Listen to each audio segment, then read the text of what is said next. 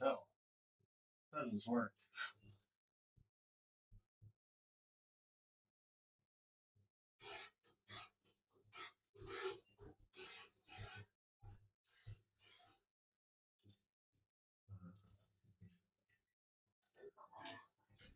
Oh,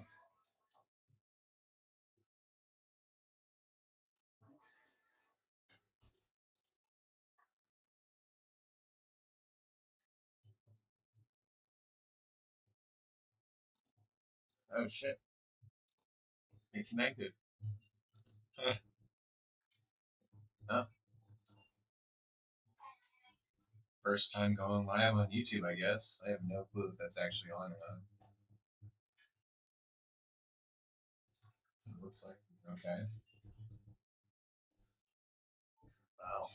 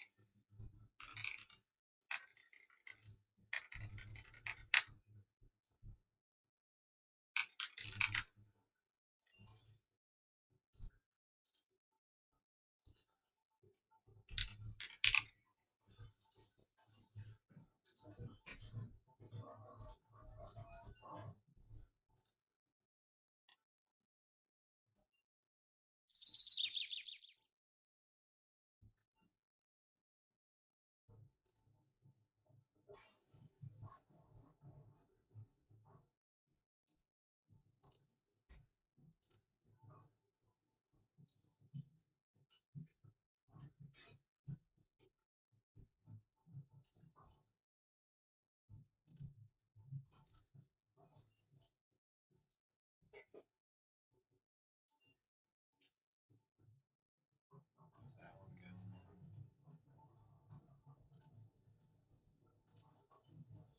Yeah, let's do a split screen. There we go. Yeah, we'll get both of these going.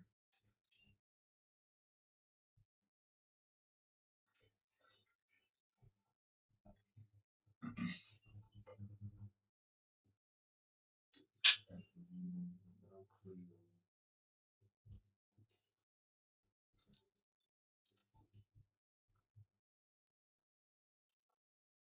Whoa. Okay. Oh shoot! I didn't even realize that.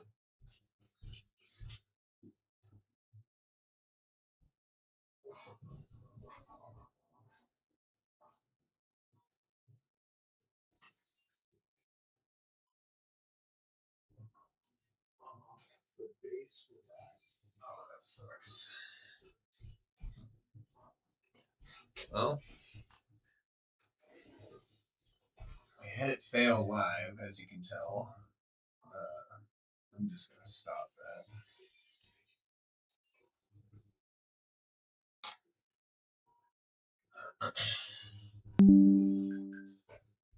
Yeah, I know. Let's see here.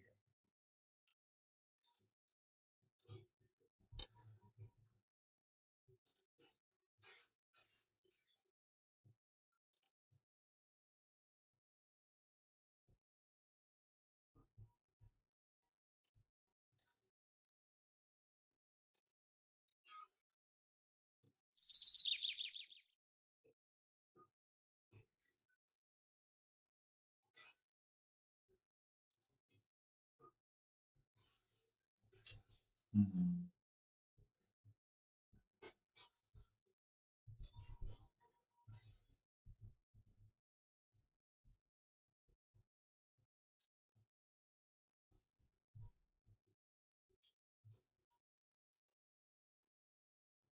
I don't know. It's I don't know if it's in focus at all, but yeah.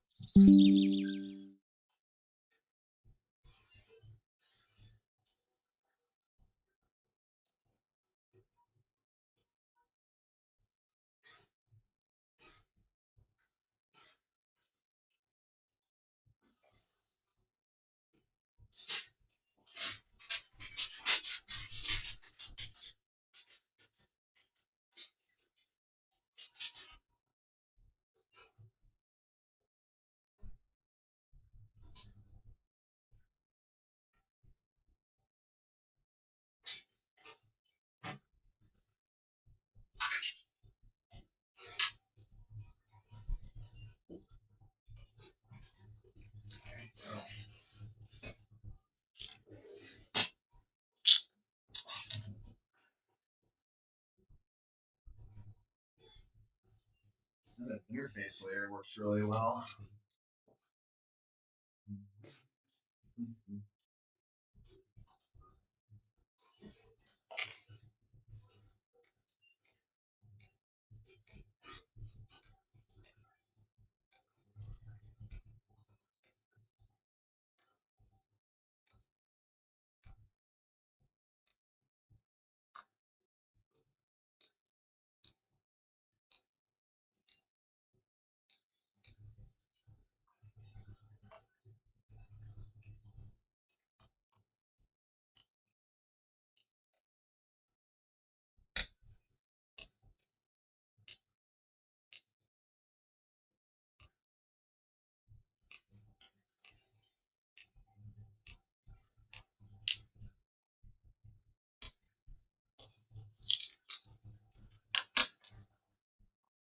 Pet G stuck really good. I don't know.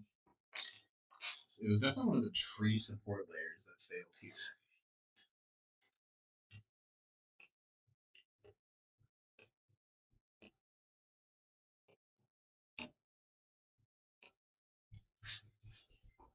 So like, I don't know. You probably can't see that very good, but that's where the tree was falling or failing.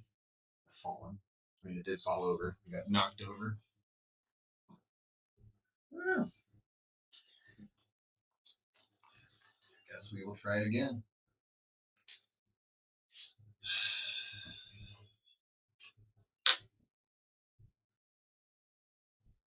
That's gonna work perfect though for the. That looks pretty ugly.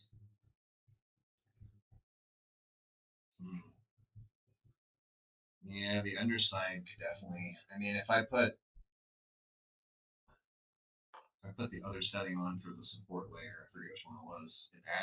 It tripled the time. It made it like 7 hours instead of 2 hours of printing. So I mean, maybe it's worth it for this, but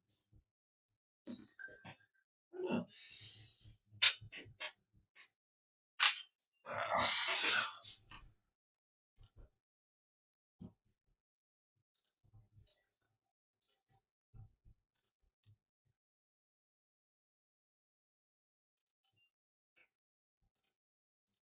Normal wait and see. Everything going goosey. Mm-hmm.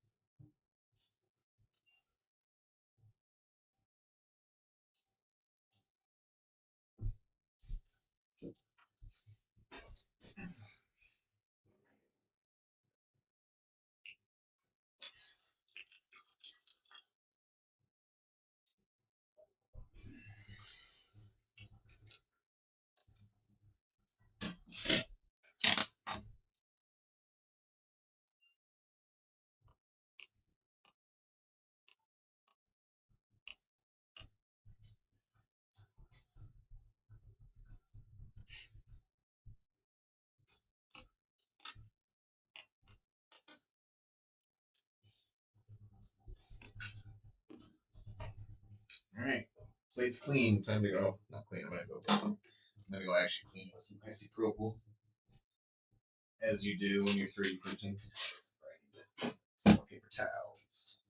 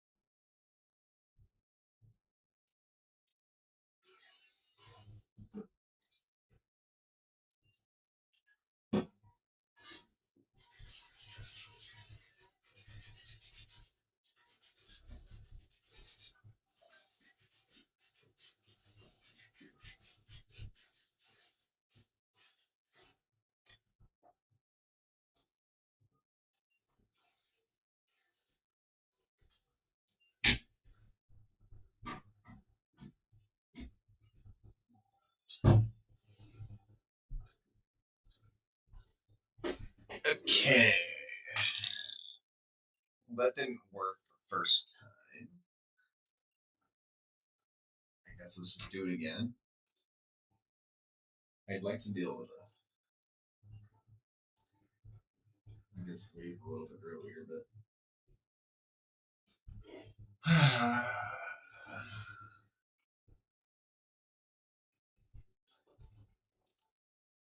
what to print, what to print.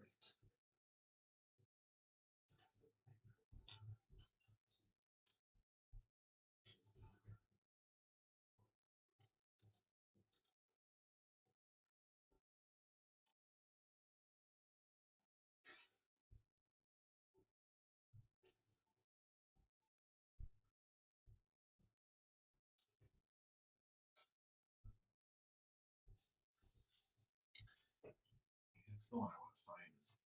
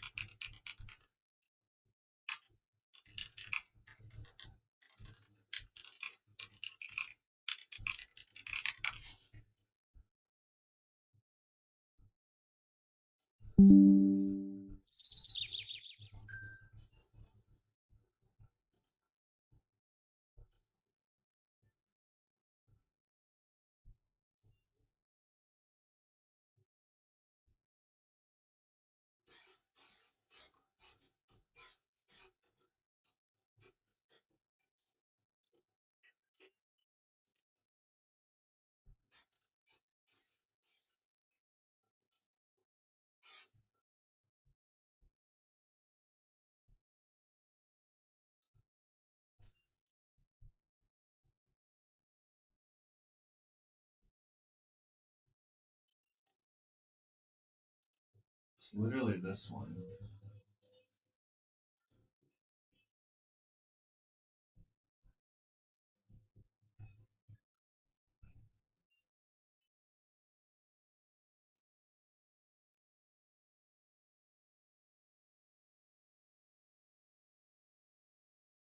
It's literally this.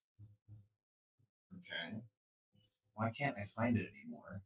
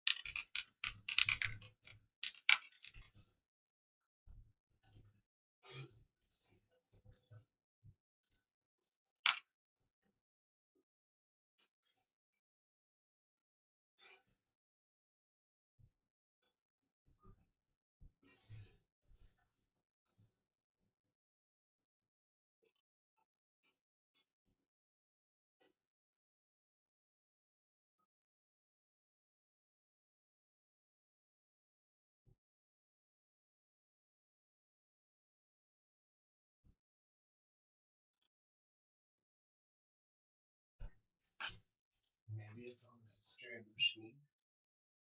If we're lucky.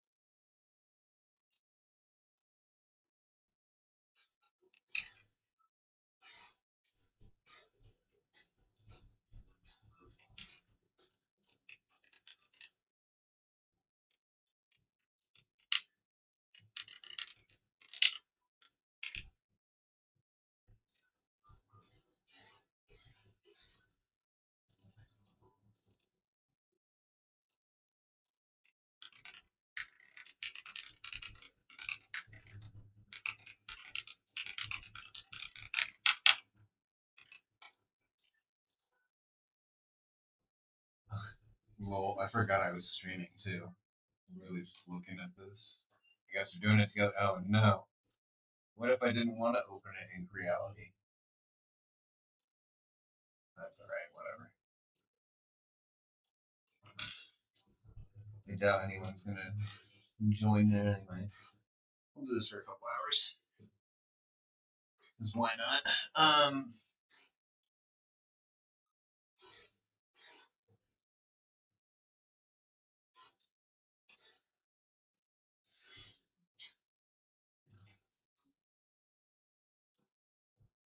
Okay.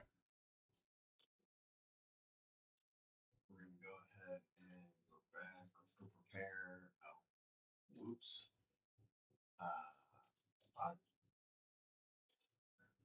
oh, yeah. Cancel open project. Here we go. Let's open project. Here.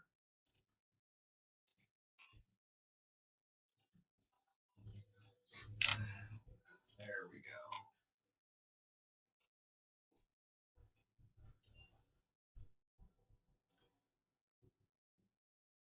Are there multiple objects?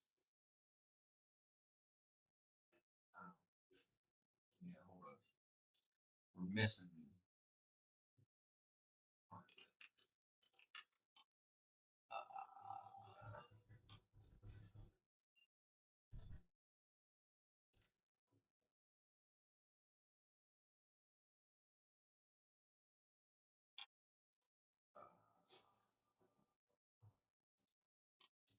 Yeah, I was gonna say there's multiple.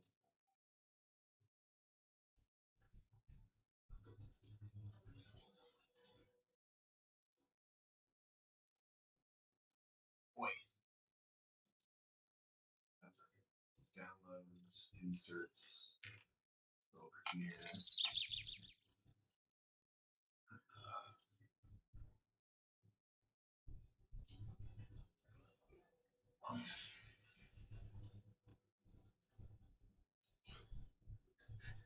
This is definitely German. Offlage. It must be the top piece, I'm assuming.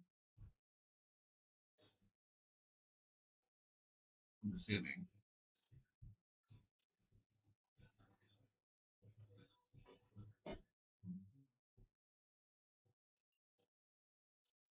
Oh yeah. Oh yeah. Okay.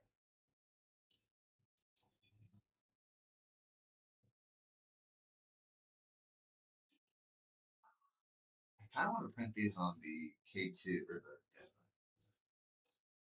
the other one.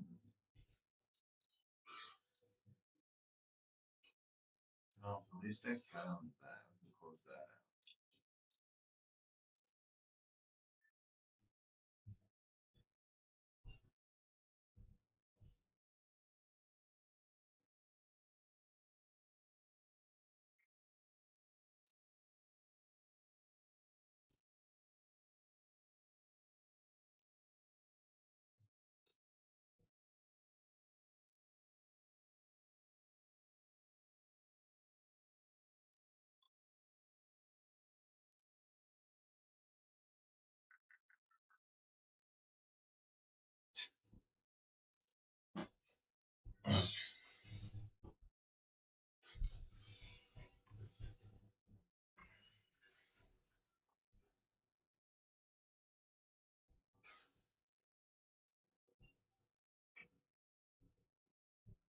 What does the chain duplicator take?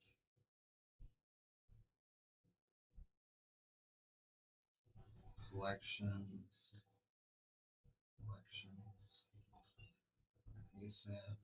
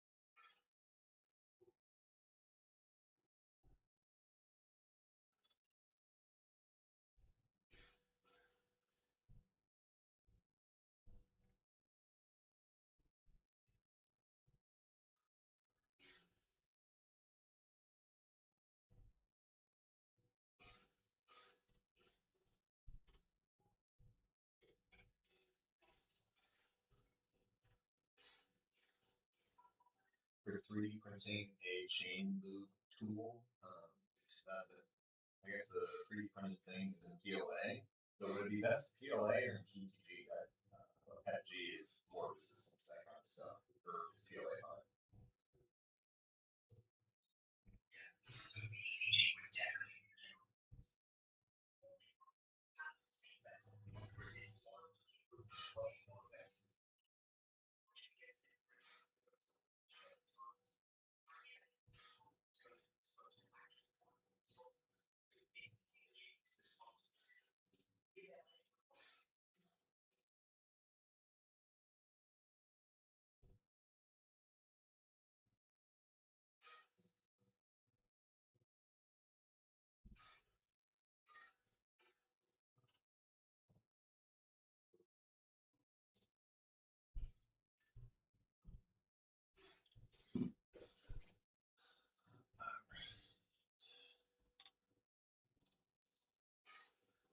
Device.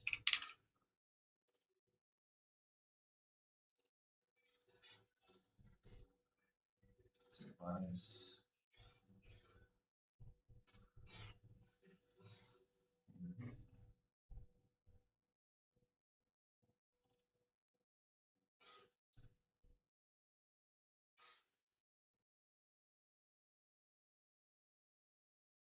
No.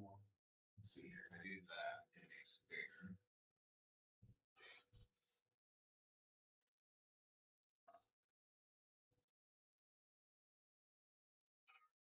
I don't think I can get rid of that. Initializing.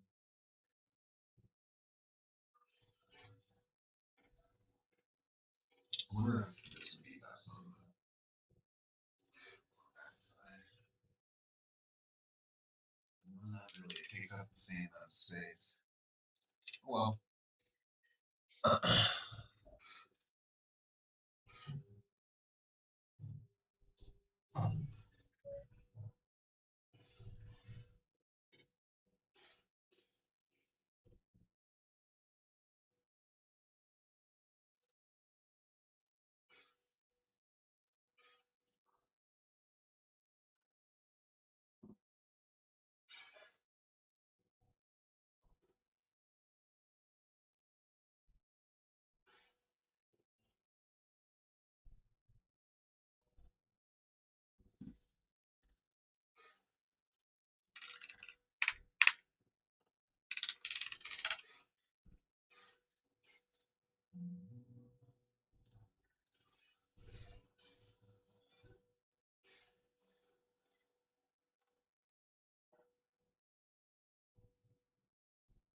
So these are all that's owned by insiders and Elon. Now, these guys aren't yet allowed to sell. These guys are still forced to hold to the beginning of the IPO.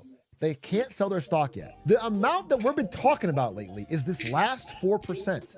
This is the IPO. They floated a very, very small percent of the company that's been trading on public markets. And everyone is chasing after these small amount of shares and bidding the price up, which makes the value of all of this seem higher on paper. So it's an exploitation of this very, very small float. Again, 96% of the company is not yet available for sale.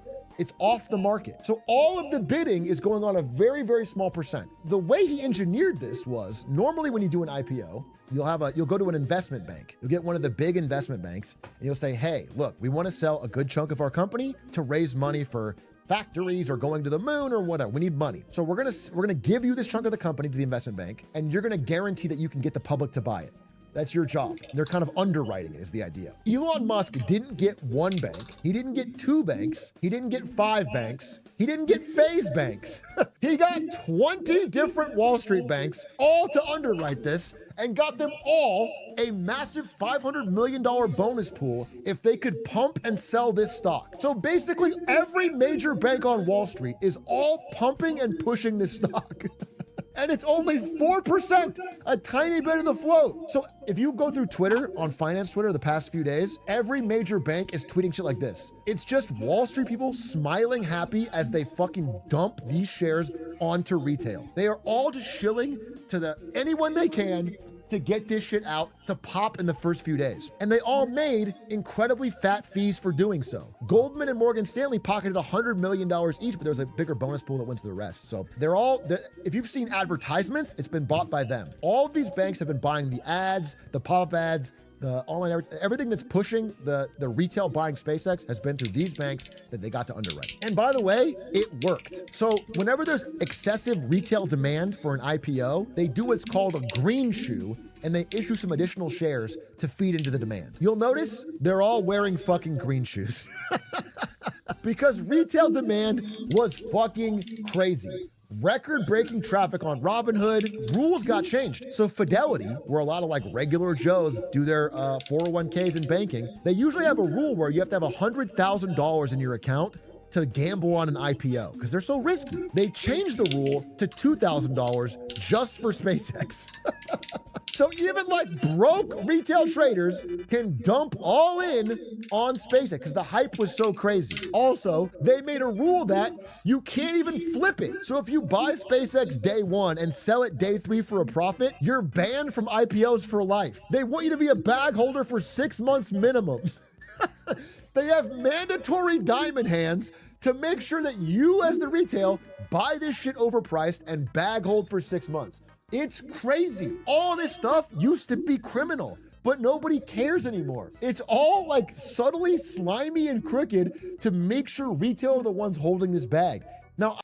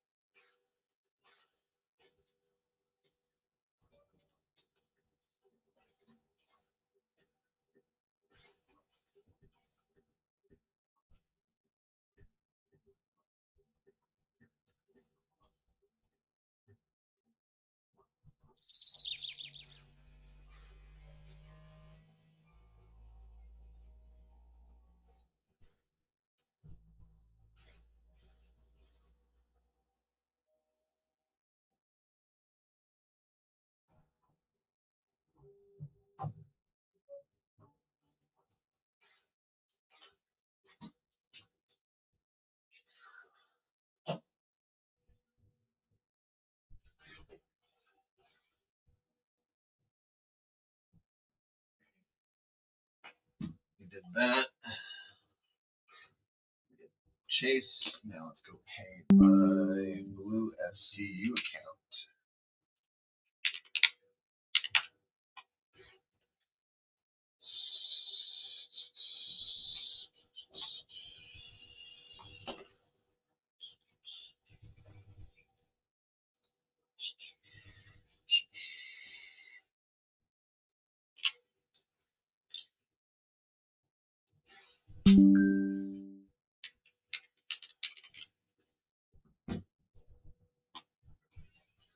I know what I sound like to some of you. If you're a true Wall Street bettor, I'm the guy in the middle. Oh no, the value.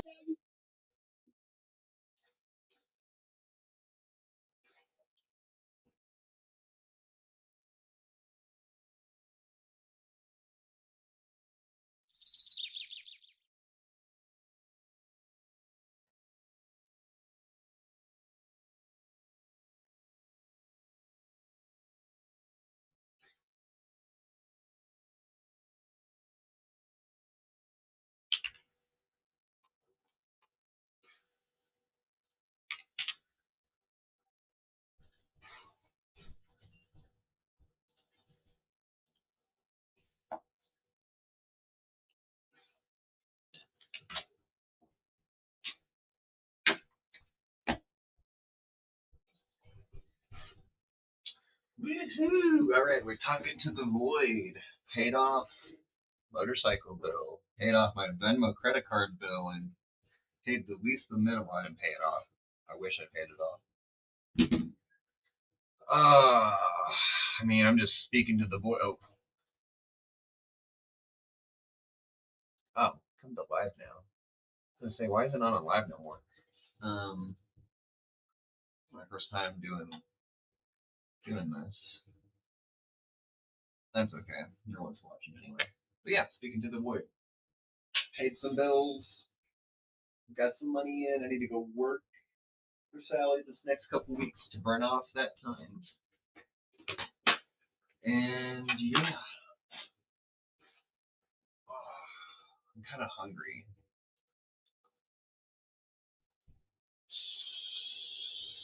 I don't know what I want to eat. Wish the office had more food. You know what? Maybe I'll go get a haircut. Get Sammy. Sandwich. And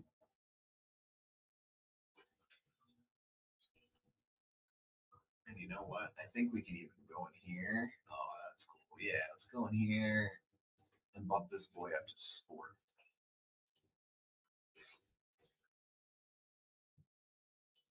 Because why not? Oh yeah, we had sport level, baby.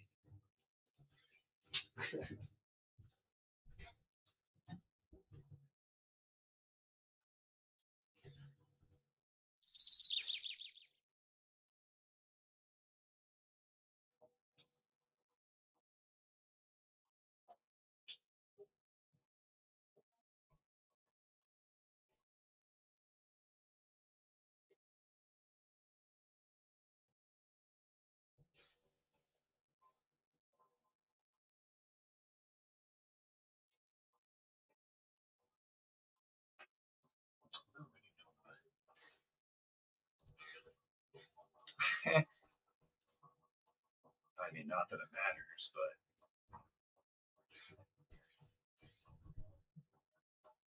I guess we can just shove myself in the corner there. Why not?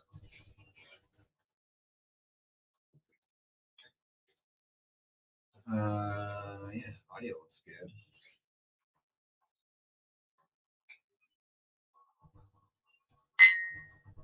Ba-ding.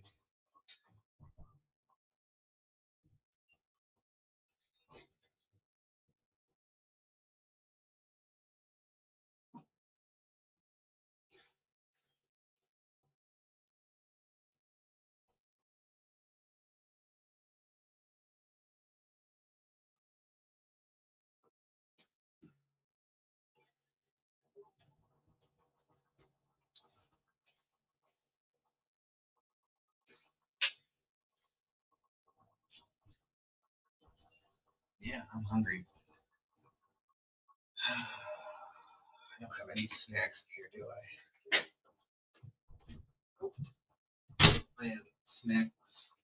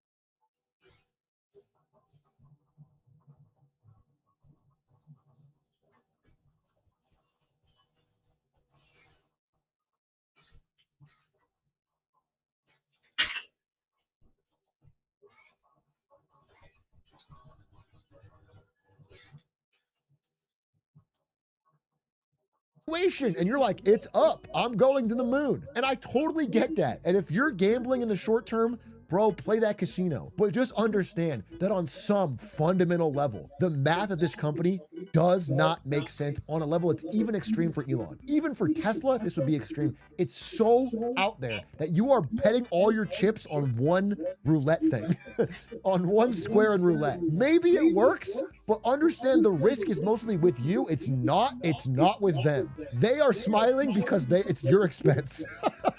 They are cashing out. Even, people are obviously, many think pieces are coming out like, hey, this feels like rampant enthusiasm is buoying tech shares to levels that defy gravity. Like, it's starting to get, even New York Times, which usually doesn't talk about shit like this, is like, bro, this is getting mathematically so crazy.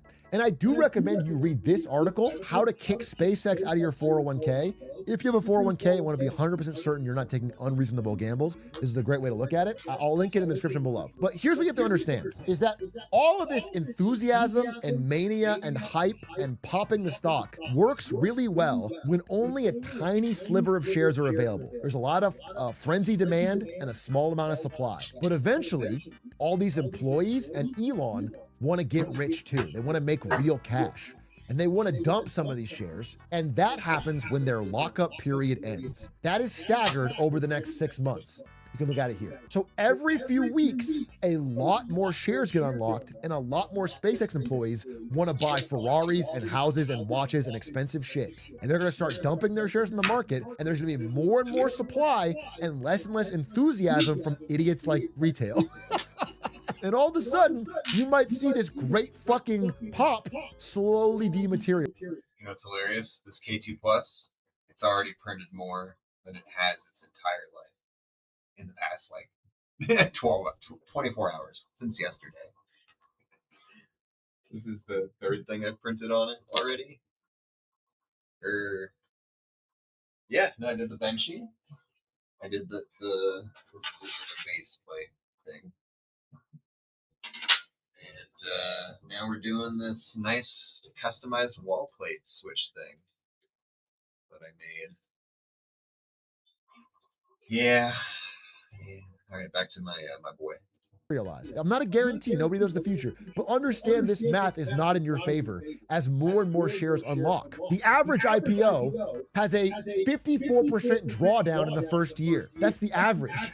And this one's more crazily valued than others. So I urge you to listen to the advice briefly of Warren Buffett on why he doesn't buy IPOs like this. And some of them report earnings differently than I would report earnings. I made that. I have idea. Okay, so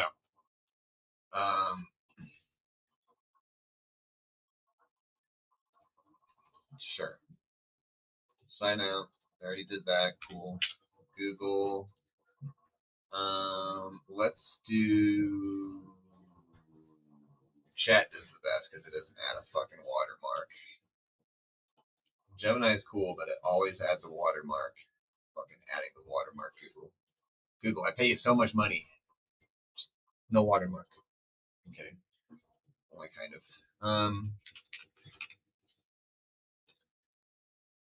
Create image. I need a 1920 by 1080 image.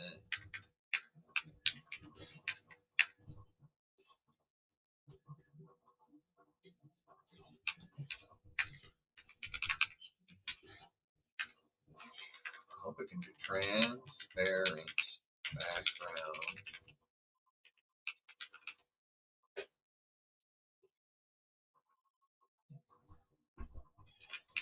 Says to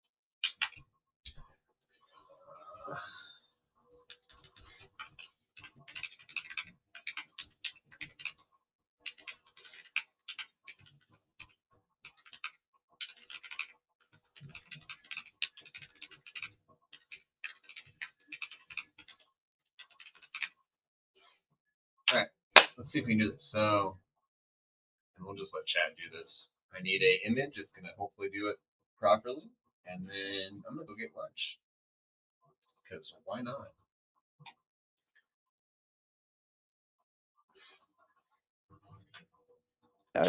We haven't bought IPOs, and if you think about it, you've got a whole bunch of people on the other side who have an interest in marking up each stage of it, even if it's phony. Sometimes they offer one price for the employees that already have the shares, but then they have an artificial price so they can say that this round went at a higher price. They're picking the time to sell to you. I don't like when I'm picking the time to buy in a 2008 rather than having them pick the time when they've decided this is the time we can cash in by selling to you. We're going to do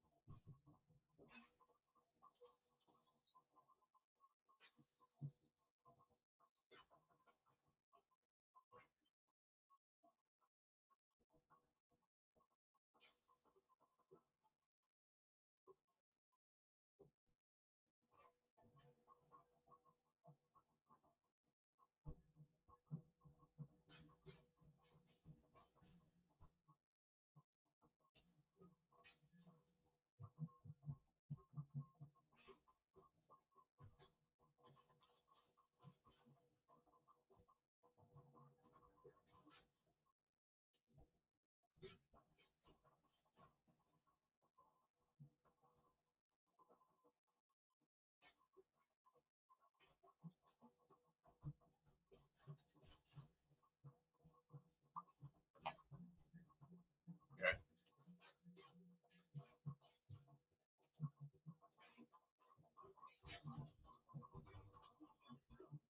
I don't think this is actually transparent, but we'll see. And no, it's not. Okay, is there a way to do it in OBS? That's easy.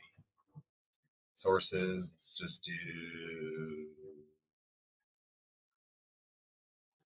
text. Note too much.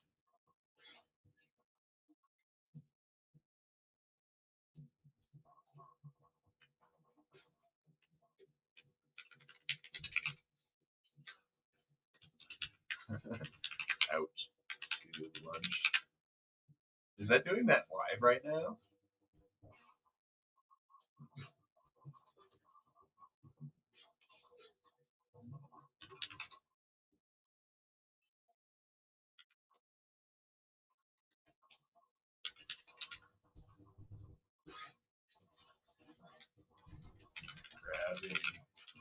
Grabbing. Grabbing is two B's, right? Hold up. I need to double check because now I'm like.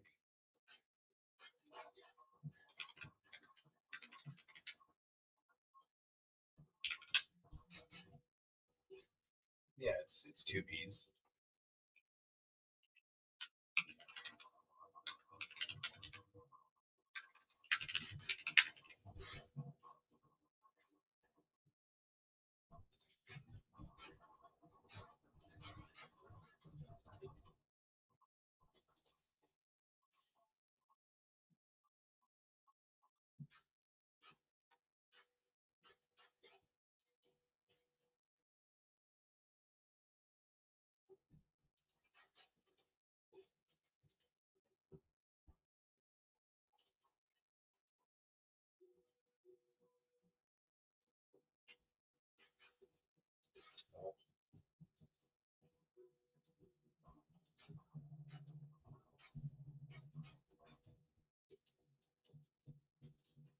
rotate this. You can't rotate it, can you?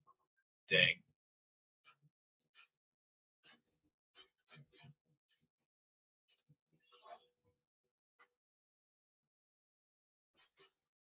Huh.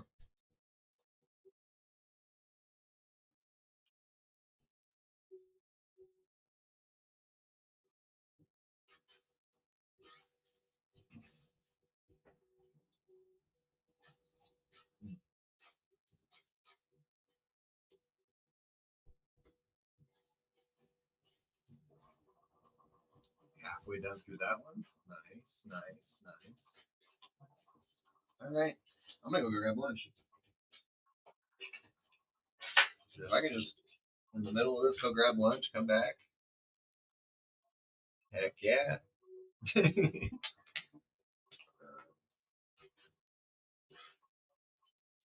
All right.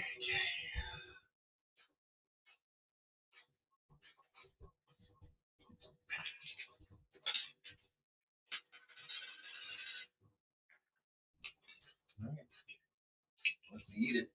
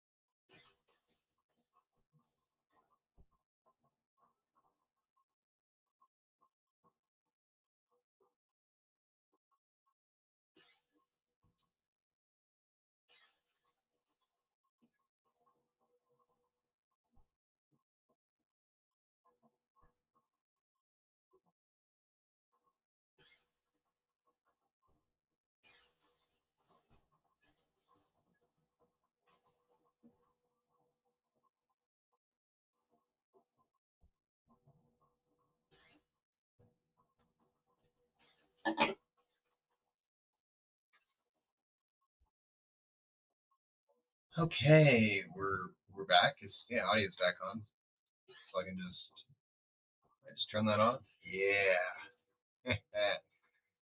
All right, we're learning how to use OBS. Maybe I'll become a streamer. You know, fuck it. Ooh. Oh. Oh, Applewood smoked bacon, bruh.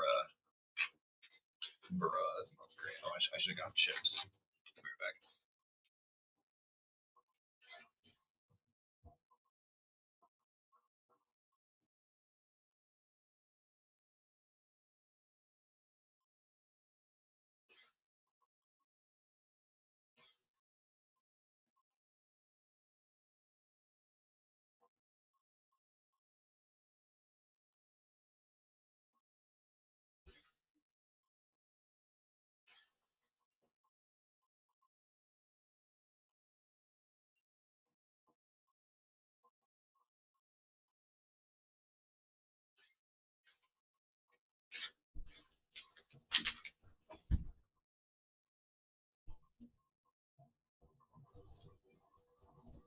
Do you a big favor and let you. So think about that. The 20 biggest Wall Street banks in the world and Elon Musk have decided this is the time to sell to you.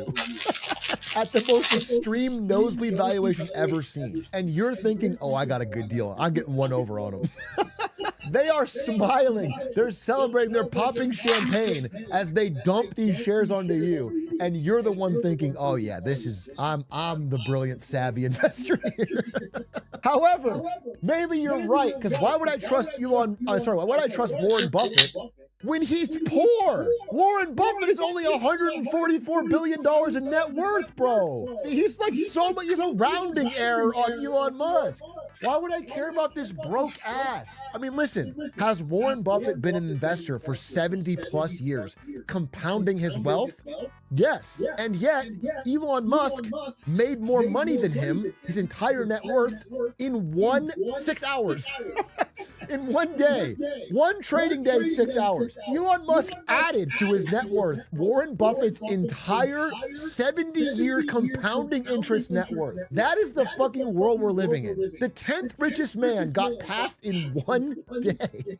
And if you want to get to that level of wealth, if you want to pass Warren Buffett, obviously the best way to do it is by saving money on subscriptions thanks to Rocket Money. If you look at your recurring bills, things like streaming services and gym memberships and things you're not using anymore and you forgot you're paying, all you have to do is go to rocketmoney.com/big A, download it, link your accounts. It'll show you everything you're paying for, and you can one-click unsubscribe from the app. It's a great way to find recurring costs you forgot about, save some real money in your pocket, and add up to a quick trillion in a few years' time. This is how Elon did it. This is how you can do it. It also has incredible budgeting tools, which I think Elon Musk is a big budgeter. So you can plan for upcoming things and trips and events by making sure you see where all your money is going. It's an incredibly useful app. I've used it for a very long time, and they've been a long-time supporter of the content, so thank you to Rocket Money, rocketmoney.com/big A. Check it out. So is there an upside to this?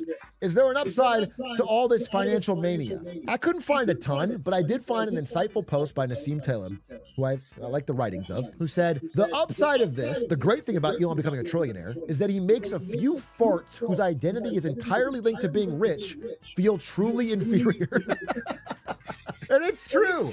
There's people who dedicated their entire life to nothing but money, and they're now a rounding error on a guy who cheats at video games, who cheated at Path of Exile and Diablo for a public that instantly called him out on it. That's gotta feel like a bad aura loss. I mean, there's CEOs. I looked at the highest paid CEOs in the world. People like David Solomon of Goldman Sachs, who makes $118 million in pay. He has a 741 times ratio of the average Goldman Sachs employee. David Zaslav, 1,378 times, 168 million. You go up this list, you have Dylan Field of Figma making almost $1 billion in pay. And then you go to number one on this list.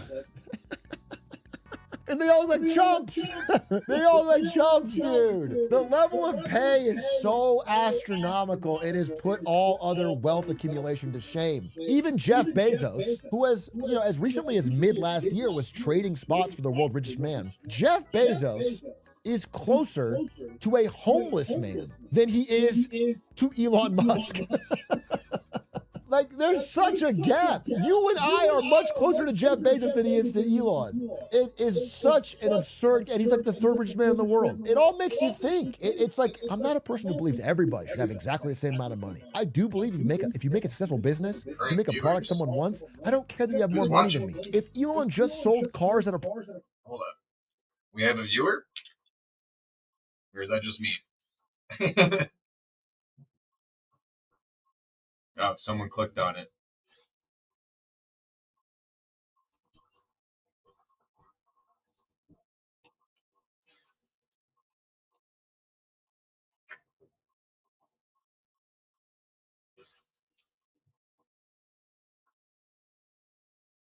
Oh, we have another viewer. Who's watching?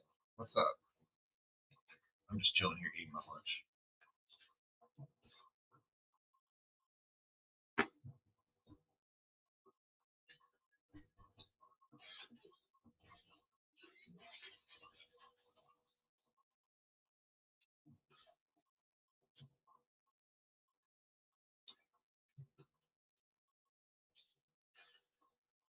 Someone is actually watching this. If you comment, I might print whatever that comment is as the first viewer of my channel ever.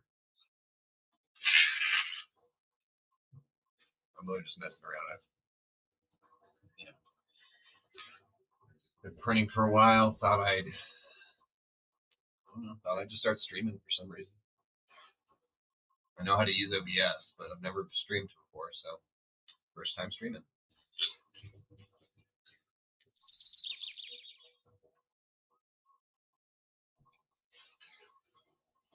Someone's still watching it. Or is that just a bot? I know I'm just kind of freaking out over. I'm just watching the analytics here. You're the first viewer.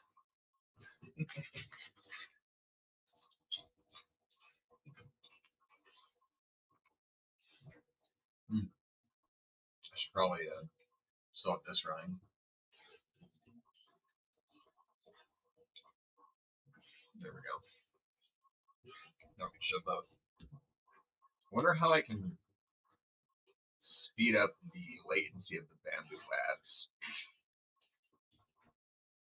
video for P1S here, because that latency or the frame rate is kind of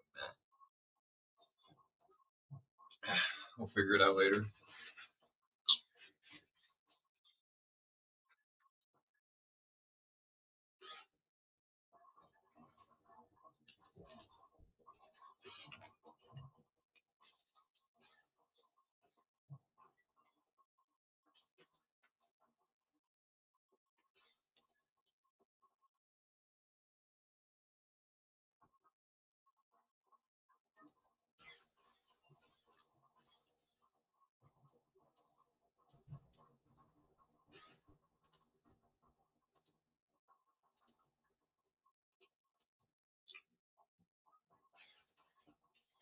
profit and made more money than me, I would not care. I don't have a problem with it. I don't care if Jeff Bezos has more money than me. But there's a limit, right? There starts to be problems at certain levels of wealth concentration. A long time ago, 4 years ago, we made a video called "Can You Spend Elon Musk's Entire Fortune?" It was a bit of a goofy video that we made back in 2021 or 2. And in that video, I remember we bought 31 NFL teams, an NBA team, an F1 team, a M1 Abrams tank, a Hollywood movie, 20 original Mona Lisas. We bought all of this, and we were still one of the top richest people in the entire world. Like you couldn't even hurt the net wealth if you tried. Back then, Elon Musk had a wealth of about $100 billion. He is now 10 times that in 4 years. You can't spend it. You could click all day on this website. You cannot spend it. Now, I did cheat a bit and use the macros, and I was able to buy 400 million AirPod Pros. I'm sorry, 4 billion. I'm sorry, 4 billion. So you can buy AirPod Pros for basically 1 out of every 2 people in the world. And that would be spending Elon Musk's fortune. And it'd be bigger than Nike, if you can believe it. But I have to ask you, like, having more money than the average person is not really the problem. It's when you have, as one individual, more money than the net worth of nations, wealthy nations. Elon Musk's net worth is greater than the combined net worth of everybody in Finland or everybody in Qatar. These are like top 20 wealthy nations. We are in through the looking glass. It's truly crazy. And if you think about how in just a recent election, the 2024 election, this one man donated $300 million personally to drastically influence it. It gets crazy when you think about how now he could do that 3,472 times. We don't have to wait till the year fucking 20,000 to get through all of his money to spend on elections. It's just too much political power and control and influence in one person, and it allows him to ignore all the rules. One unique thing you see about Elon Musk is that all the rules that bind you or I, if we started companies, that would be called financial fraud or unacceptable, don't bind him. He is able to skip the rules because of his wealth and power, because people that are rich and famous don't want to piss him off. They don't want to lose access to his spigot of money. And it's allowing him to have a different system for him than even average wealthy people, let alone regular people. It's breaking the whole system. So what now?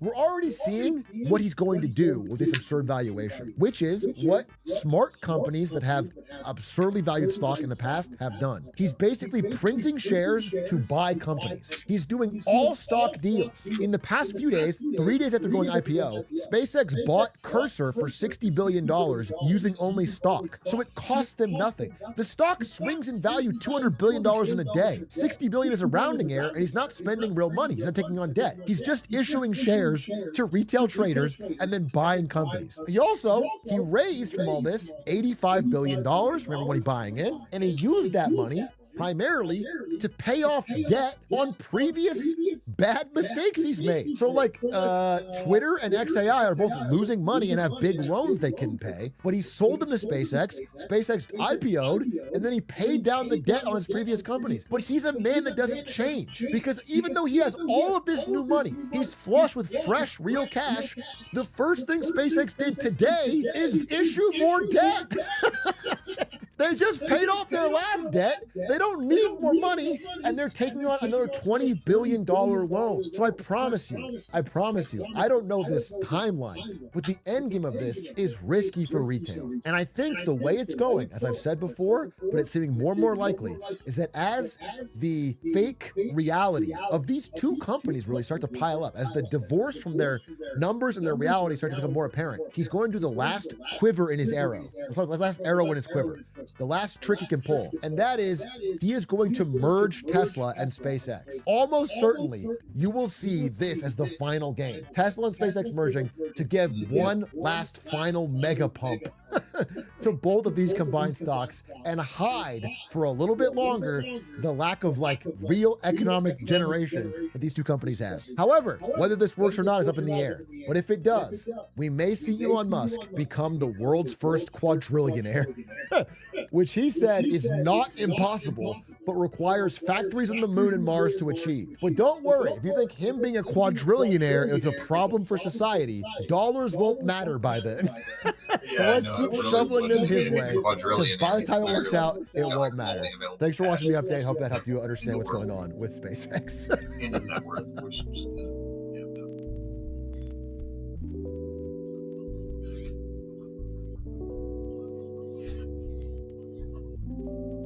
As of yesterday, we have an official deal in Iran. The official 14-point official agreement with Iran. Is this war finally over? Is it finally done? This short military excursion, has it finally ended? Donald Trump has a tweet for everything if you look back far enough, and you don't have to go that far back to 2020 to find this tweet. Iran never won a war, but never lost a negotiation. Trump said that back in 2020 when they negotiated with the Obama deal, even earlier, but even with Biden. And to avoid that, in his term, he decided we'll go for one thing: unconditional surrender. This is back in March after he started the war in Iran. There will be no deal with Iran except unconditional surrender.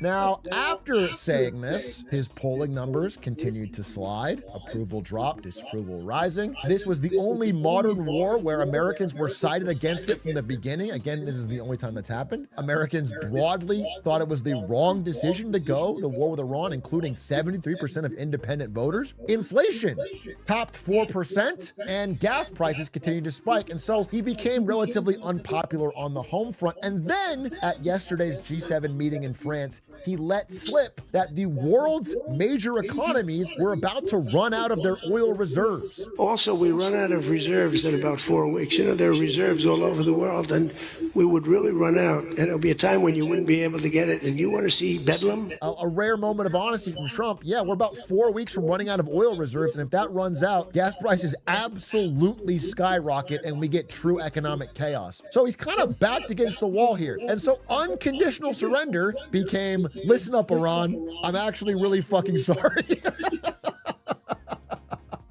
Suddenly became, let's make a deal, bro. Suddenly we have a lot more incentive to get this thing over with. We need to get out of there. And in fact, all reports about the behind the scenes negotiations between Iran, America, and Pakistan as the intermediary indicate that while the American negotiators had certain key goals they wanted to hit, it was really pressure from Trump himself to, quote, just get a deal that made this happen now. So there was a lot of pressure from the American side to get it over with, even if it made making concessions you wouldn't normally make. Again, in this conflict, both sides have taken damage, but it seems that Iran has the stronger resolve to stick it out, which is why we ended up in this spot. So there's 3 key areas worth talking about. There's 3 critical, contentious points that were hammered out in these negotiations that have finally been put down in this 14-point deal. The 3 areas are, number 1, the Strait of Hormuz, number 2, money, and number 3, Iran's nuclear capabilities. These 3 are the linchpin of the negotiations.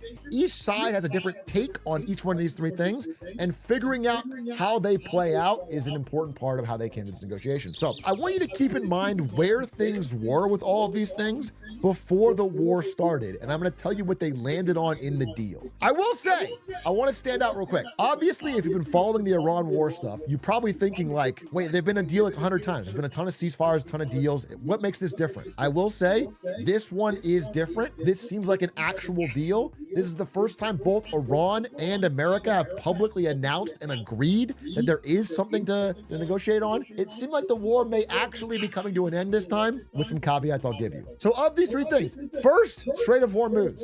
Now, if you'll know, before this war started, the Strait of Hormuz was free and open navigation for anyone with no tolls. After the negotiation and the 14-point deal that they are both about to sign, the strait will now be permanently toll-free. Trump has negotiated, things are permanently toll-free, okay? Back to the way it was. This is huge. Big deal. The only slight problem is that Iran is saying, yes, we agree, it will be permanently toll-free, but we will be having fees. There won't be any tolls.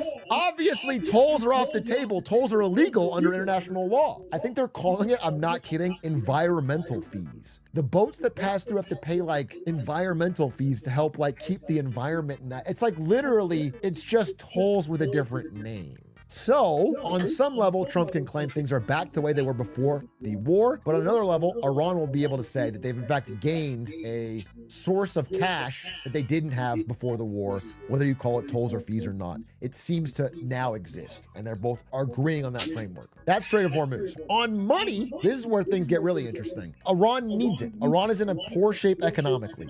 They've had a lot of their infrastructure destroyed in the war. They need money. They have a lot of money tied up in sanctions in like foreign banks. They have a lot of frozen assets. These are all things, these are cards that America has to play to help in negotiation. So what they ended up doing is giving Iran all sanctions relief are lifted. So all US sanctions are going to be removed, allowing them to get complete access for oil sales and getting all the money. And then they also get a $300 billion reconstruction fund, as well as unfreezing of all assets. $300 billion is a massive amount of money. This is a massive transfer of money to the Iranian government. In no way can I find a way to spin this as a victory in any way on the American side. I mean, it's like an absurd amount of money going one direction, along with they're already getting the fees from the Strait of Hormuz. What's Iran's GDP? It's about 300 billion. It's equivalent to 1 year of their GDP. Now, again, they do have to reconstruct a lot of things. They're going to have to spend the money, but like they're going to be flush with cash. The Iranian regime went from being, prior to the war, having mass protests, economically stagnant, in a horrible position, and after the war, they are more entrenched, more powerful, and more flush with cash.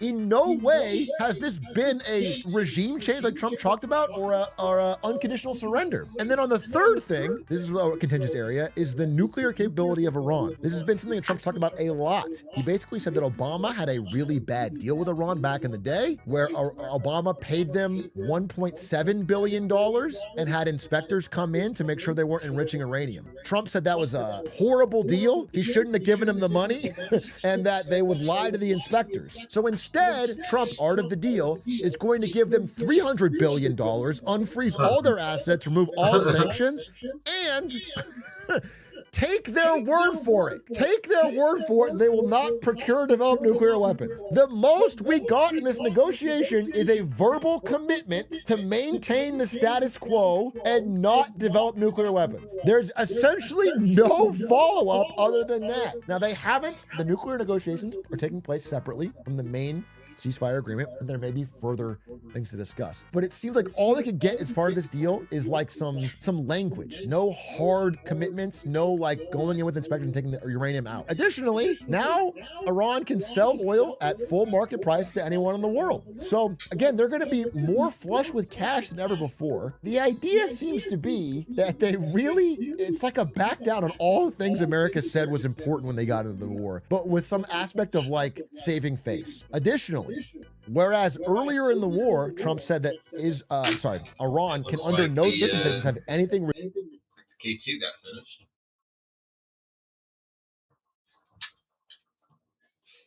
K2 finished.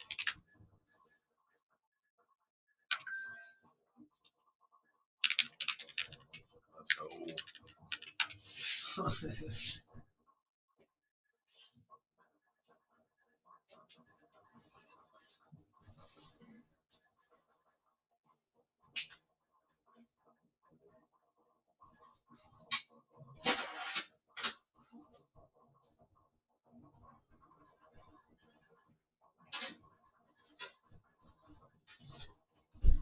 Woo. Yep, I know that's hot. Hot plate. Let's go. Let's go, hot plate. Woo. Alright. Let's see how this fits.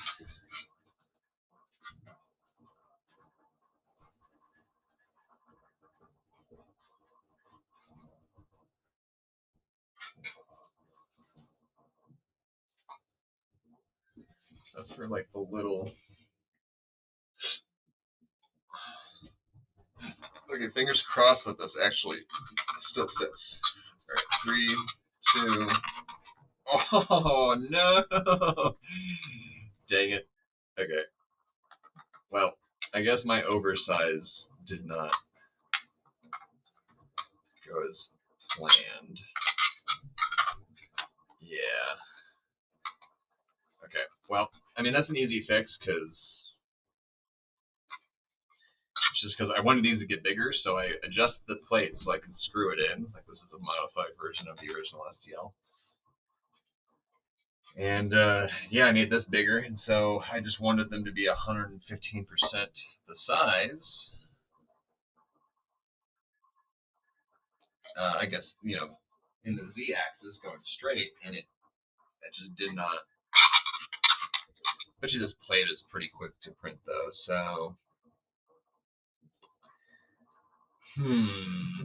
How do I want to fix that is the question. Because it's really only like. It's too bad I can't just cut into that a little bit. That would still.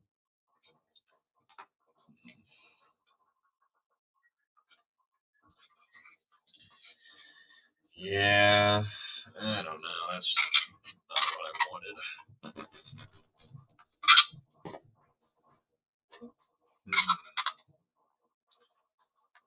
Except for this might work with the original plate. I don't know, actually. I guess we'll have to see. Because I pulled them both. This should be 115% bigger, so. Yeah.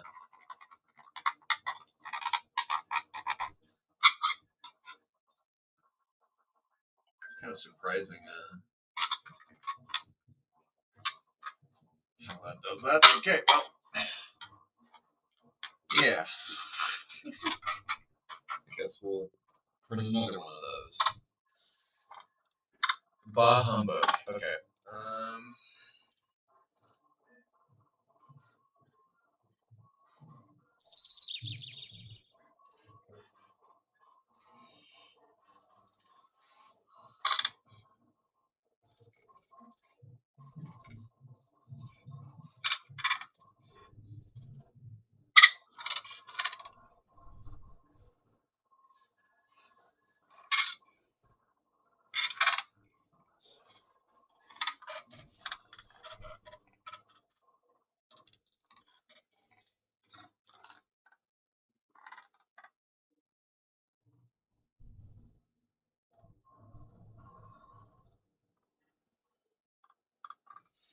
It's like 10 or 20 layers off.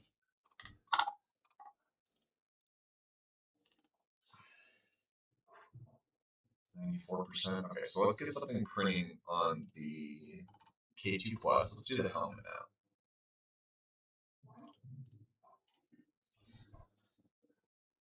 So in that case, let's go to prepare, file, open project.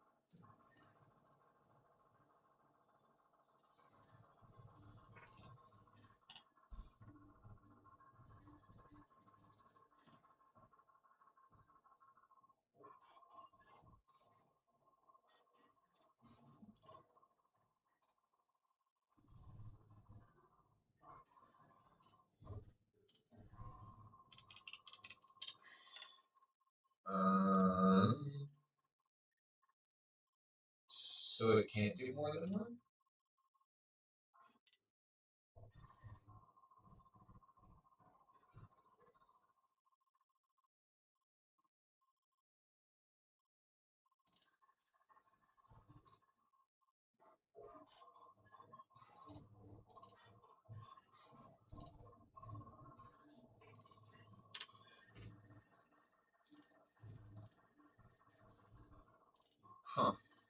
Okay.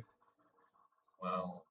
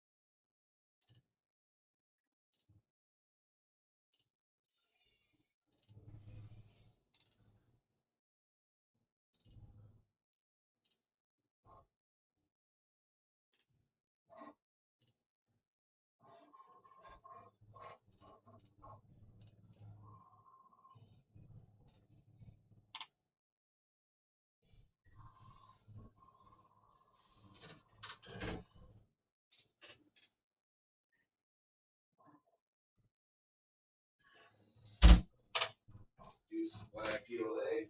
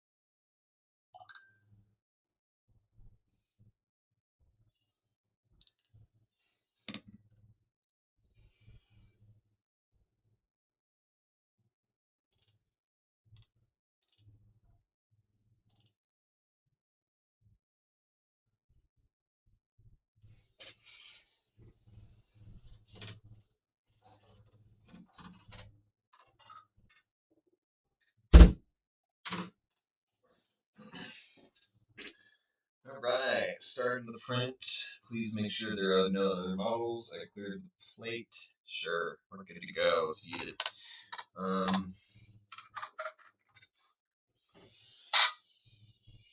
Okay.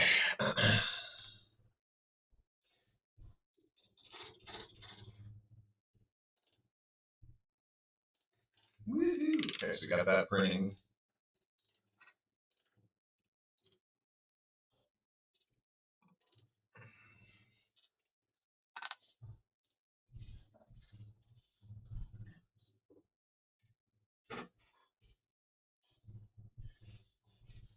Got bamboo.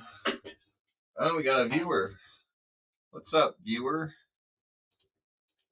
If you can hear me, then whatever your first comment is, I'll print it. It'll be like literally the first comment on ever for my stream. It's my first stream ever, so you might be a bot, which is fine if you're a bot. If not, I will print whatever you say though.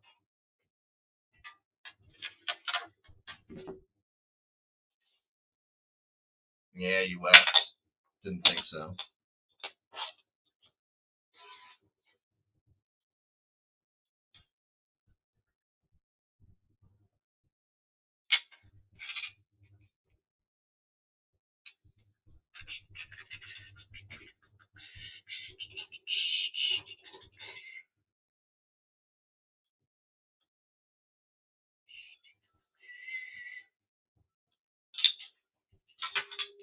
All right, and then let's just show this. This is it's a motorcycle chain lube spraying device. I'm gonna put the magnets in there, right? And then I think you hold it like that. Oh yeah, it goes can. I think you tie the can to this with a zip tie. So there's like a zip tie, freaking, it's like a little channel right there. And then yeah, sprays through this little hole. It goes into here. It's a cool little print. Let's see how it does. Need to do my motorcycle chain here.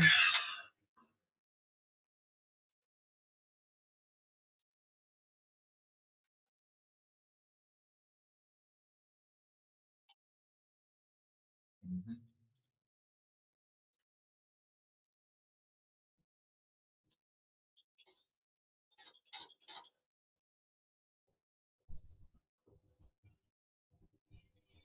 Okay, let's go ahead and clean this real quick. Get something going.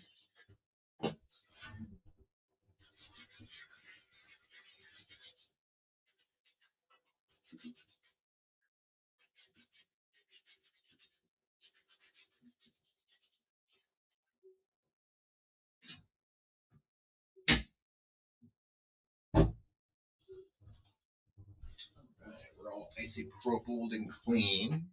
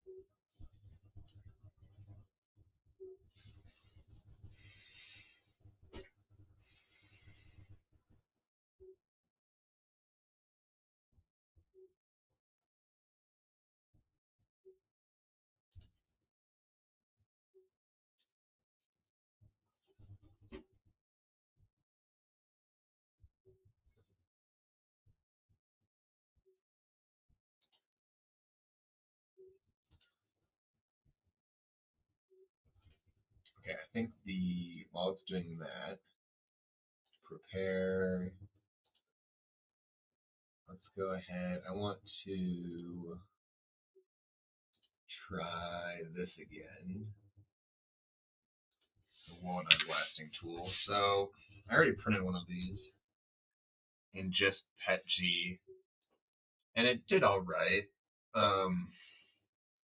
But like when you're printing it, this inlet right here, like it was really rough, and this is the inlet for the air intake for the cleaning. And it printed really good on the top, but then the bottom here, um, it did not print very good. So I mean, it'll probably work for doing it once for cleaning my intake, but I wanted to make it so that it prints better, one flat there, and that the inside is nice and clean. This design has it to where it has trees in or some support trees and an interface layer. So the interface layer, I hope, will fix it. We just tried printing it earlier, and this is that's the tree for it. But let's see here if I can get the bottom of it is still pretty bad if you're looking at that. I don't know if you can see that at all. Let's see if we can get Facebook to show that, or not Facebook, YouTube. Yeah, so I mean, like, it's pretty rough on the bottom there, and that's with minimal support, I think was the issue, because I have it set to support critical regions only. Let's uncheck that. Right now it's at 2 hours 54 minutes. The only issue is that when you do that, it brings it from 2 hours and 54 minutes up to a whole 7 hours and 17 minutes. Yeah, so I mean, I'm okay with printing that. It's the same amount of material, more or less. There's more material that has to go into the supports, but like, guess it's fine. Might as well just print it. Need it. Other things I could print would be that shower thing, workbench organizer. I'm not too much in a rush to do the workbench organizer though. Oh, and I want to print 2 more of these. So I printed these for Will. I printed them for myself, and I showed them to Will, and Will was like, I want a pair. And I'm like, how about I just give you these? So, yeah, some wheel chucks. Those are kind of cool.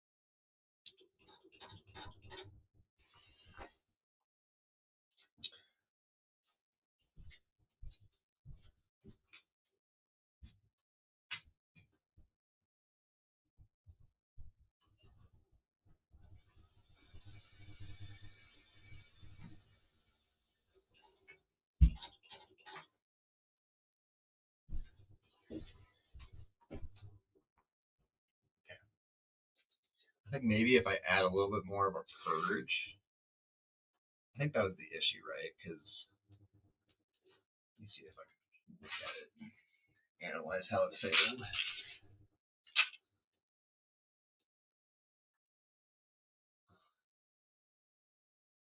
Yeah, it failed right after doing the interface layer. The interface layer came right off. Look at that.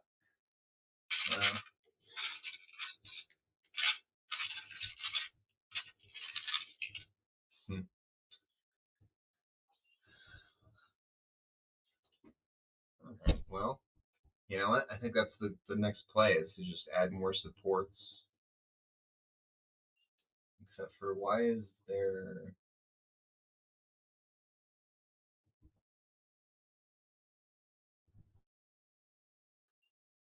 no interface there?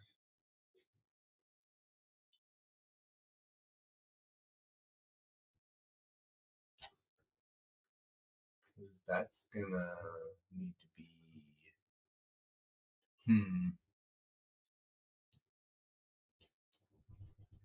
You see what I mean though? Like there's no interface layer right there.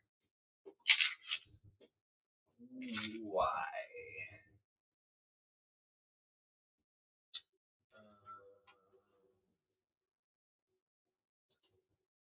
Maybe it's on the build plate only. There we go. There we go. That's what we want. Okay, and then it still keeps it 7 hours, but I think that's the sweet spot right there. How much white does it need? It needs 50 grams. Let's go make sure we got enough in there.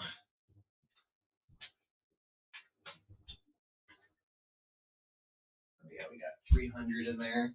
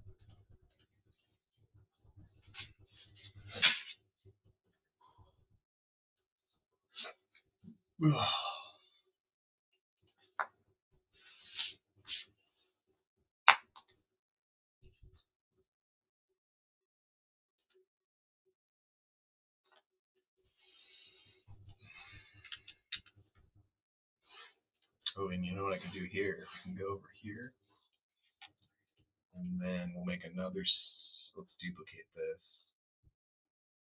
Copy. Paste the duplicate. Okay. And then instead of out to lunch, this is okay. It's all gone printing. Hold up, can I? This would be hilarious if I could put a fishing thing. Fishing emoji. Close. If this works. Oh, I don't think it's gonna work. Alright, let's see here. Bam. Let's rename it. Oh, I have to rename it here. Rename Don Printed. Yeah, it doesn't work. Damn. Okay. Alright, well, you know what? At the very least, we can go in here and do that.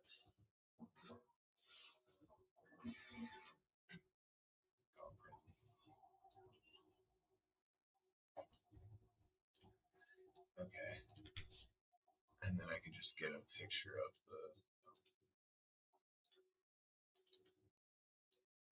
my crashing stuff. Oh yeah, Chrome is not liking that.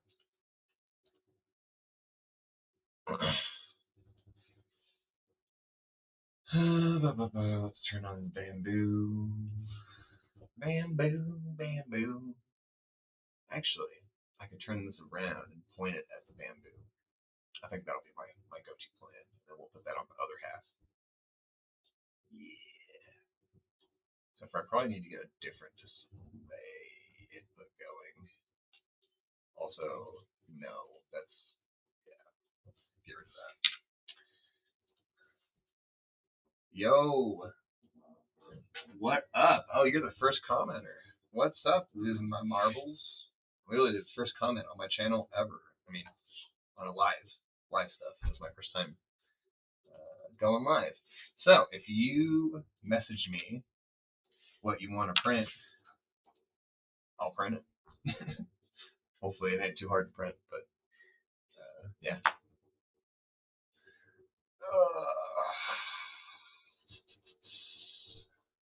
Gone printing. Yeah, what I was working on is trying to make it so I can have that on, and then when I leave, I can still have it printing and showing, and then I'll turn off the stream later tonight. Because I do have to head home at one point.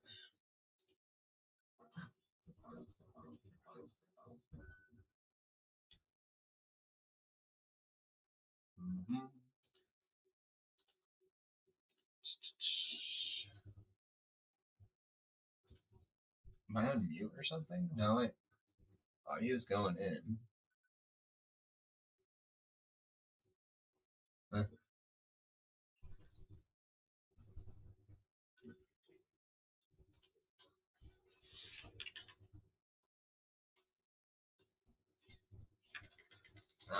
Oh. So on the left here, I can show you. I'm printing. It's a motorcycle helmet holder. If I can, here, I'll just give it full screen. This is what I'm printing on the Creality over here. Holds motorcycle helmets. This goes on top of that. I think I have a picture of it somewhere too, actually. But yeah, putting that on the left.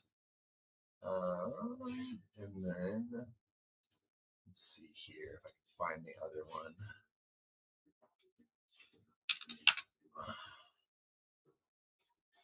It's pretty much this one, but yeah.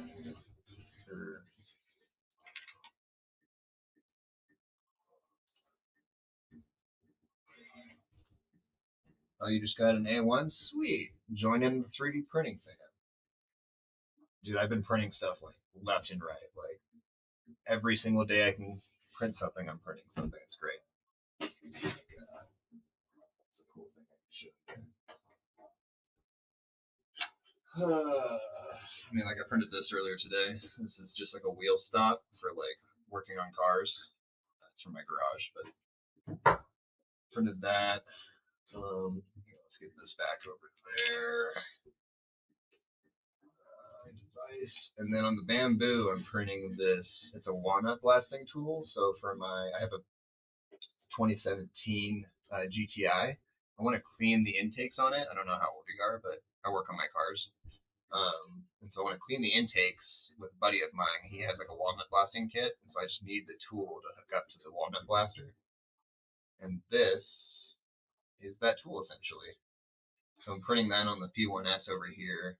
The white is an interface layer, so that the interface is in PLA, and then the actual material is PETG. It makes it so that it prints so much smoother. But yeah, that's what I've got printing right now is this walnut blasting tool. I'll show you. Oh, let's see here. I'll show you printing.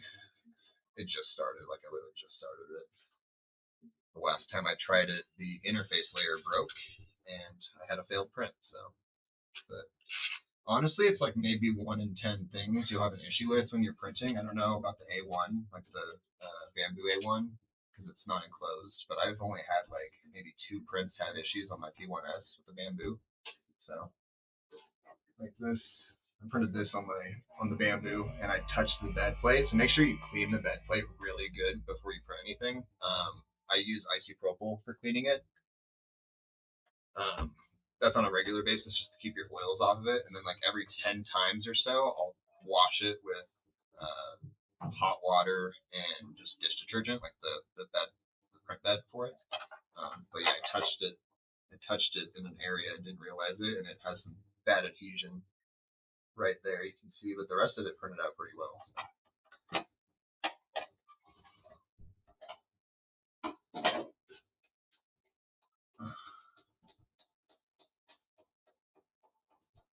Oh, you just made a video about it? Sweet. Nice, man. I will. Here, I'll just open up your. I'll go see your video here. Oh, nice. Nice.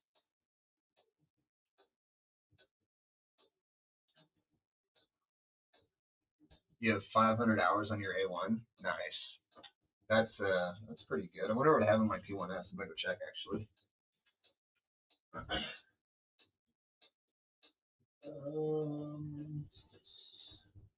me tell how many total hours.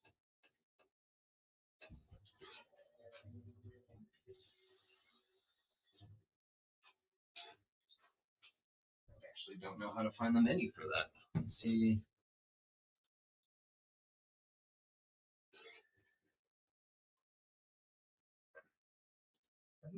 Check how many hours you have on it, because I actually don't know. How do you check total hours P1S? The physical menu, okay. That's what I thought.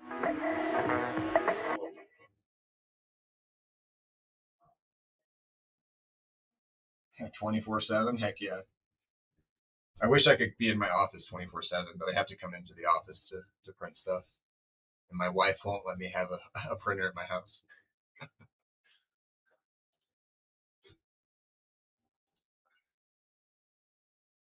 Okay, so you go to the device name, and then you select it. Okay, so it's under the device name. Let me go see how many hours I have.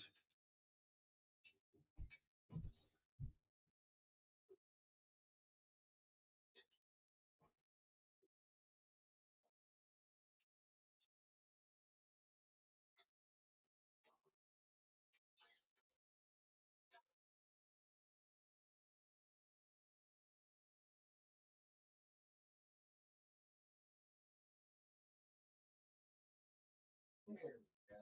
Okay, device. I beat you. I've got 811 hours. But I'm not. It's not a competition. I'm just saying. I didn't know I had that many actually.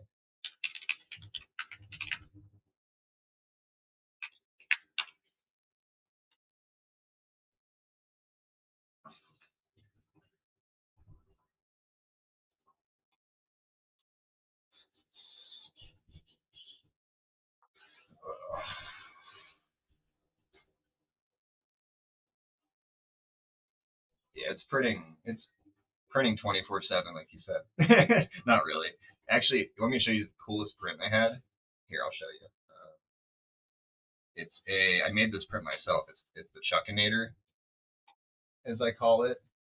Here, I can go and show you in here. Open project. I made this myself. You can save it, sure.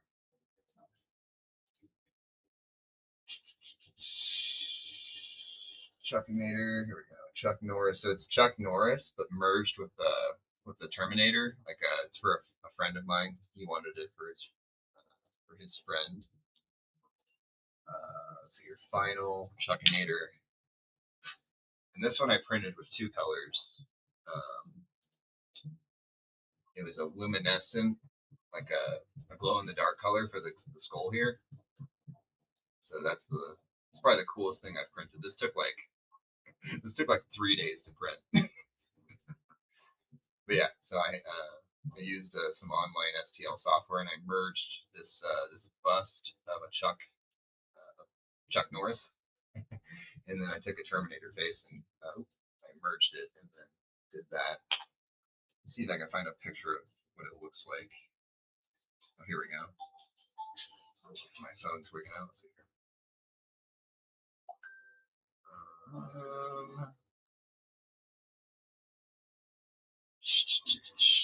Here it is.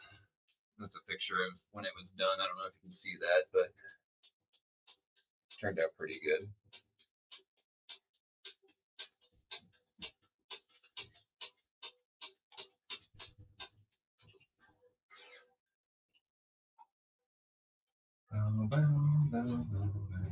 So yeah, I mean, what should I print? Give me an idea. Send me something and I'll print it. Since you're my first commenter, I'll put it on my to-do list.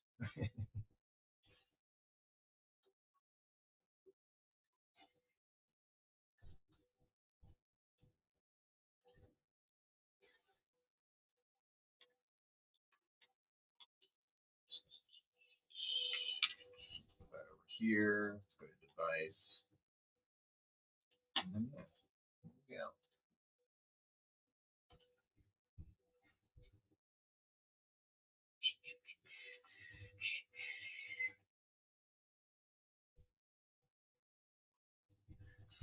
Do you have an AMS?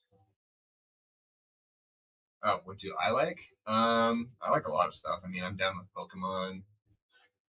I want to print this Zapdos because I just got the K2 Plus, and that can do 16 colors. And the P1S does 4 colors, but the Zapdos file I want to do, it's 5 colors. Let's see if I can show this or show you here. I don't know if you're into Pokemon or stuff, but that's kind of what I want to print next. But I'd have to stop the K2 Plus to do it, so I'll do that tomorrow. Yeah.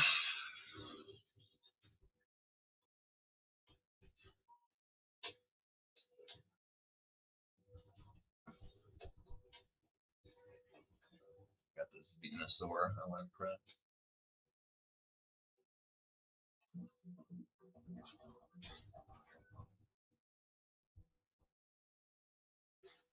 If you haven't printed a pan flute yet, these are really cool. It's like a little flute. I don't know if you can see that, but a whistle pan flute.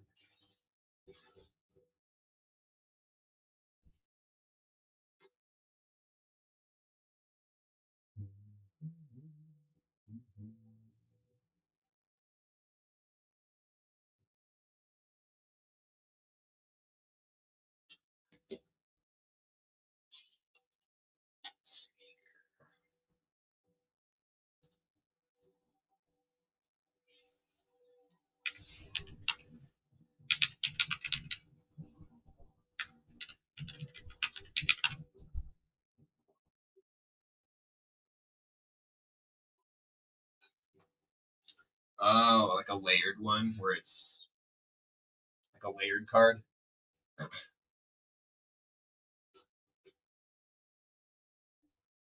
You have 20 benchies. I've only printed a couple of benchies. I know a lot of people print like one benchie per roll just to test how the filament does, but I don't know. I don't do that often. I only do it like per new printer. Like this first print I did on the P1S. Then I did one more benchy for the K2 Plus yesterday. Yeah, can't go wrong with a benchy.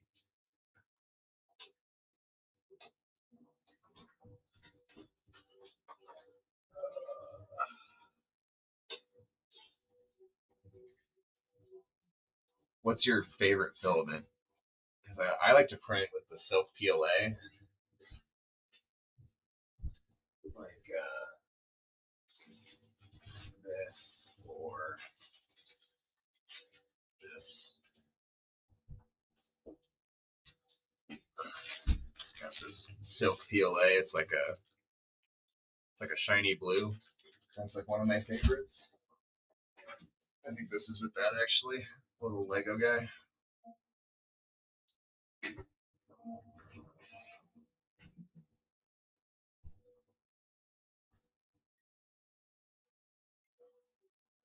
Rock space on it, like a benchy. Oh, glitter PLA. I've actually not printed with glitter PLA yet. Oh, well, that's not good. I'm glad I'm still here. I'm gonna go look at the. What the heck?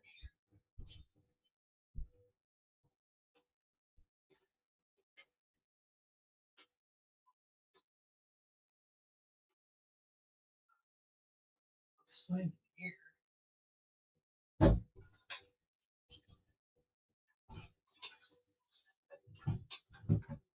I think it got caught.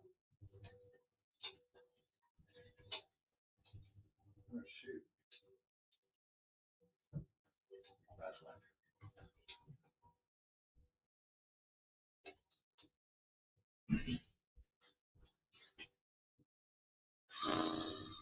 Yeah, something. Let's see here. Seems like it's just wigging out a little bit. I'm gonna go monitor it.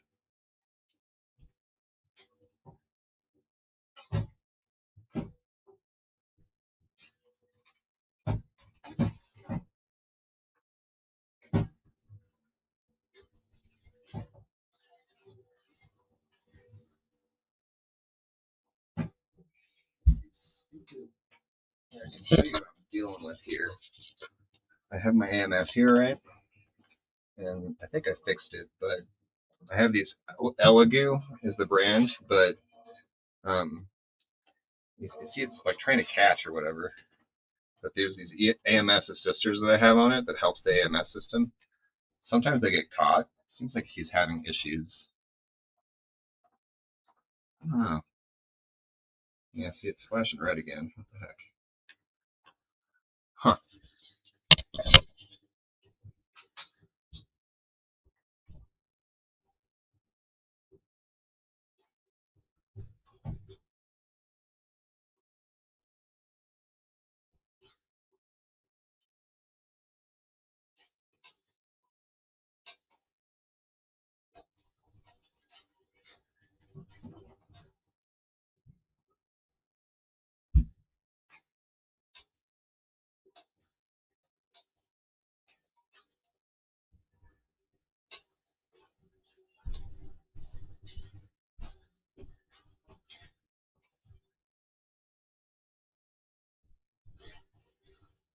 You just got shiny red.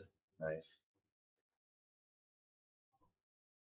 Yeah, I failed to pull the filament. That might be okay. This is the first time I've ever had it clog, so I guess I jinxed myself saying 811 hours. So now I'm having. Yeah, I don't know. Let's see.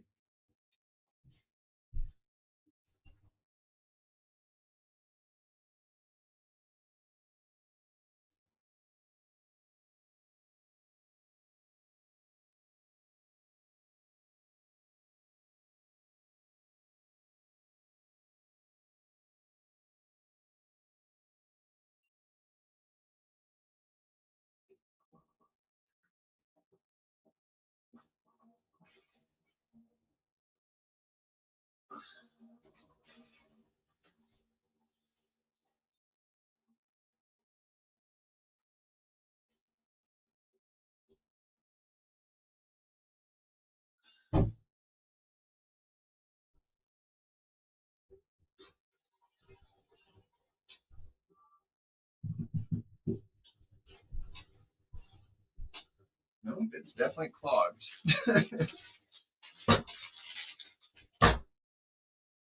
Okay.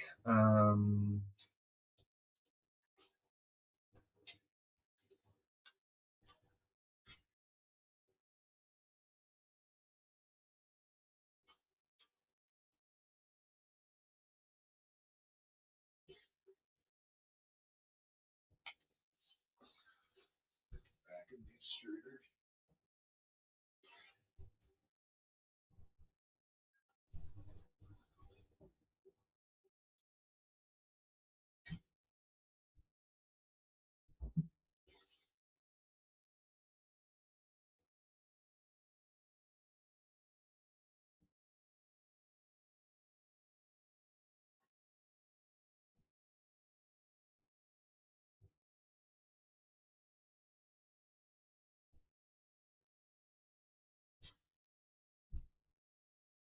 Let's see here.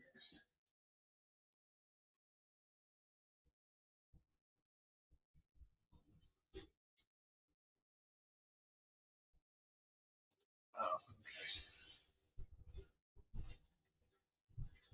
So we can get this to pop.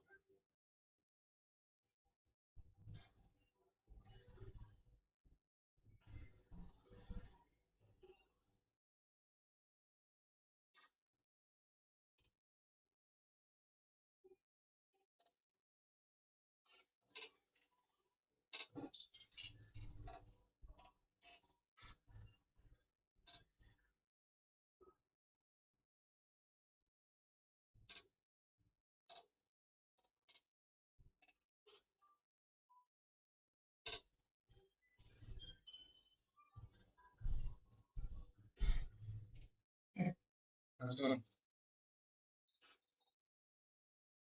Oh, probably like an hour or something.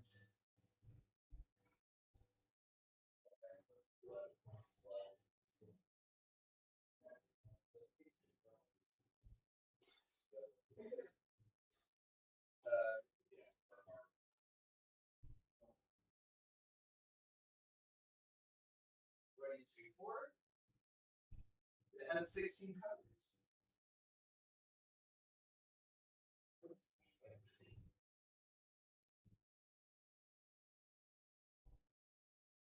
I already sell the checks to the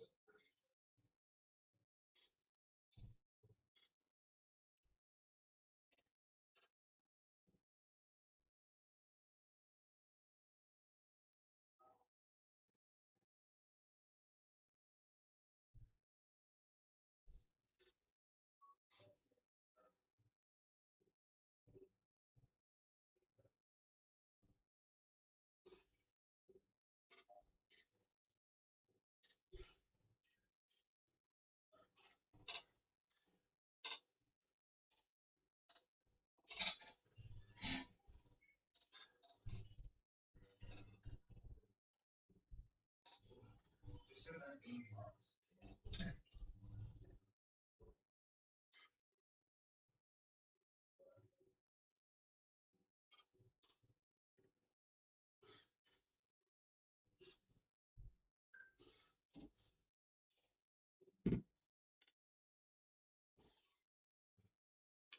Oh, it was my wife that called me. I just had to answer it in the hallway. She was calling me to see what I was doing. Okay, so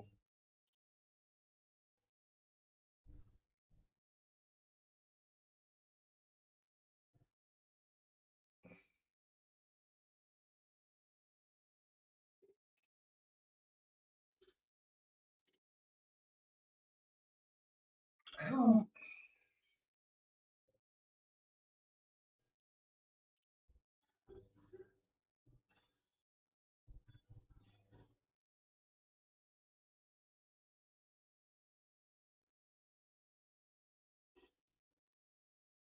I think it's stuck inside the extruder because I did this and it won't unconnect.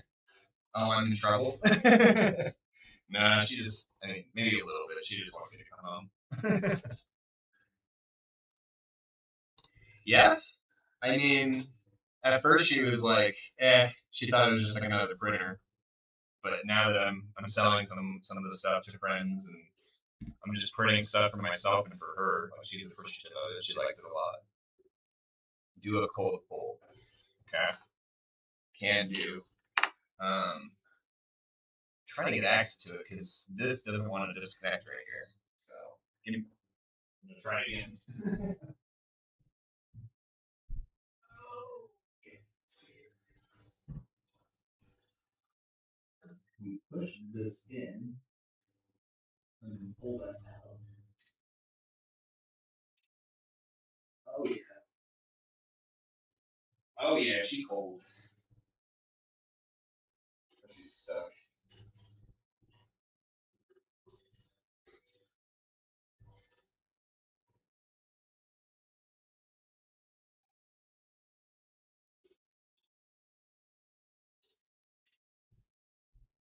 Yeah, the PTFE tube is stuck. How do I do a cold pull if this is stuck?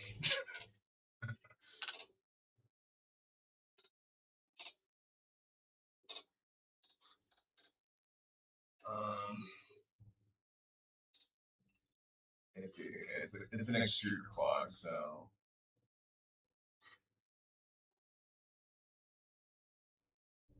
I might just have to go look at the extruder.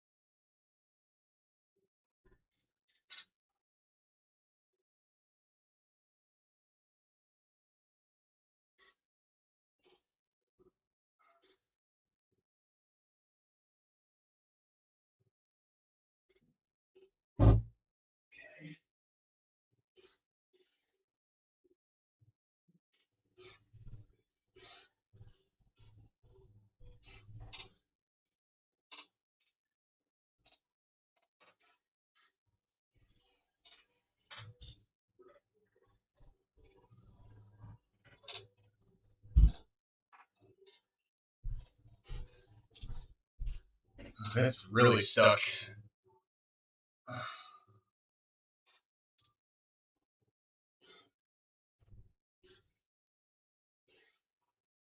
Yeah, I don't. I just did the cutter tool. I think maybe that'll force it through.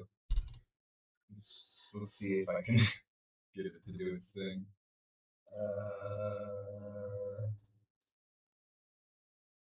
Oh, well, that's because I disconnected it.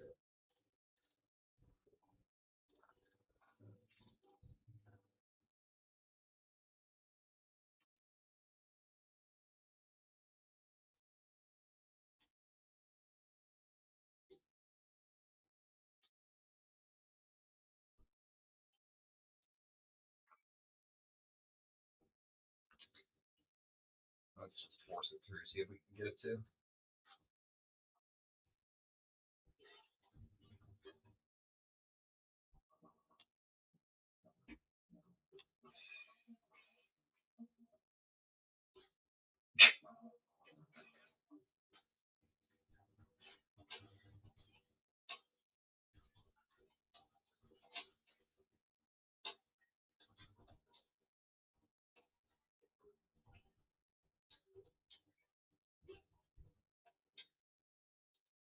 Nope. It did not like that. Okay. Yeah, I've never had to deal with this. This is a first. I guess makes sense.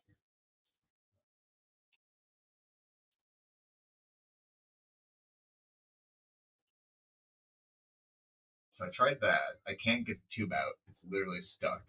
Like it's completely stuck.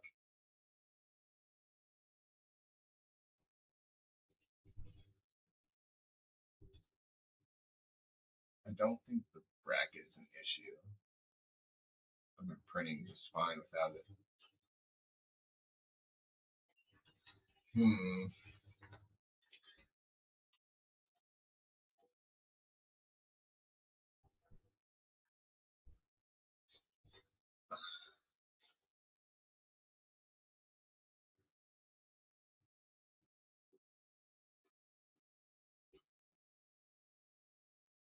Not really sure what I need to do now.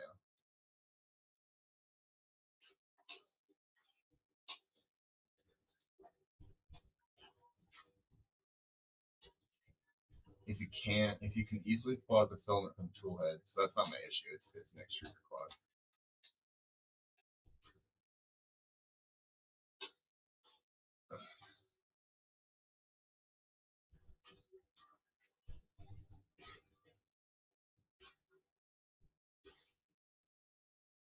Remove the tool head cover and slide it on the top rail.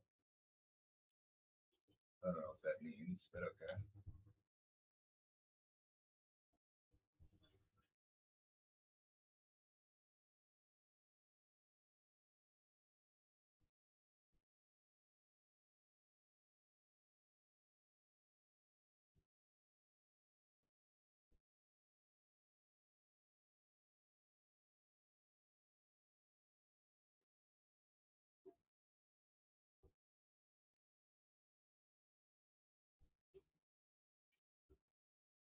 This seems like a lot of work.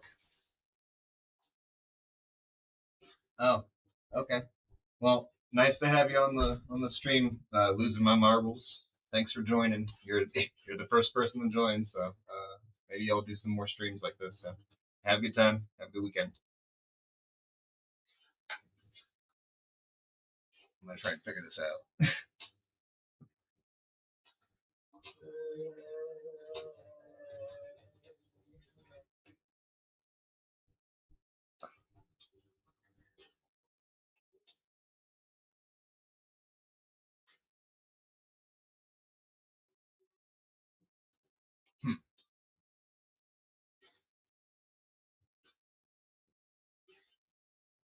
I will definitely try and stream more. Yeah. New goal of mine.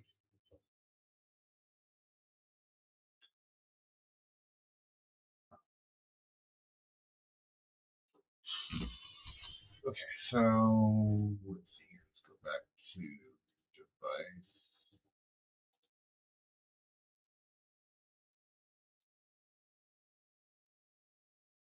Might need to do some research here.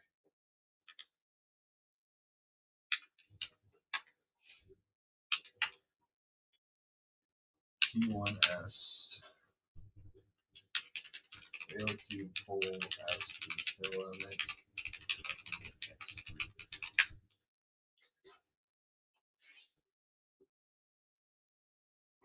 Uh,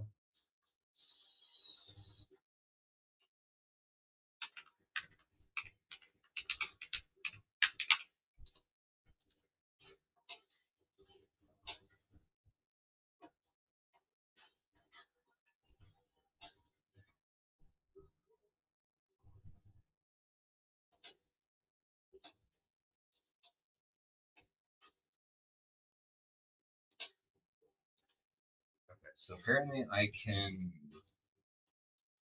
I'm gonna try this. Clearing the runout sensor.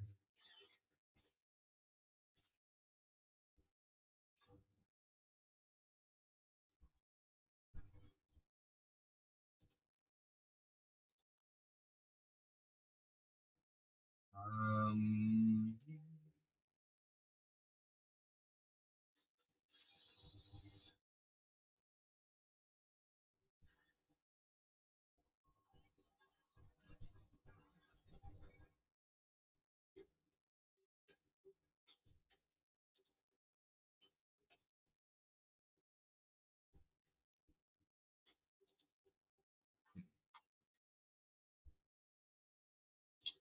okay. Let's go see if we can't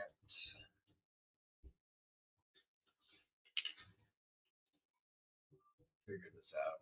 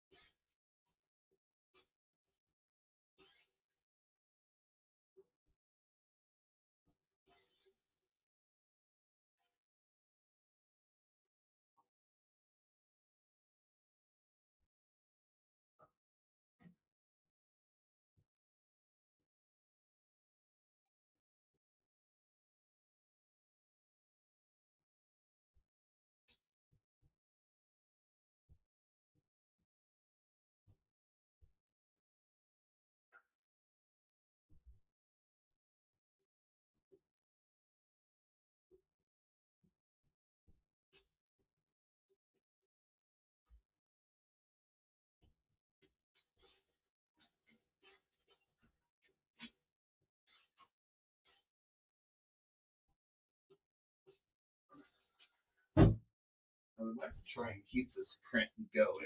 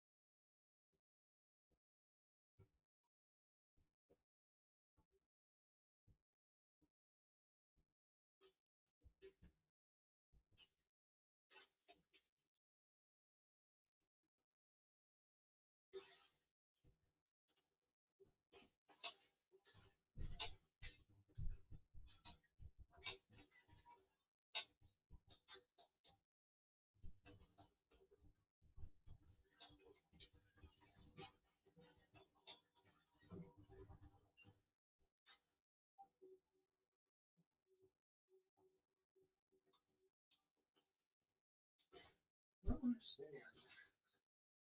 Push that in, and the blue pops out. Yeah. Why isn't that popping out?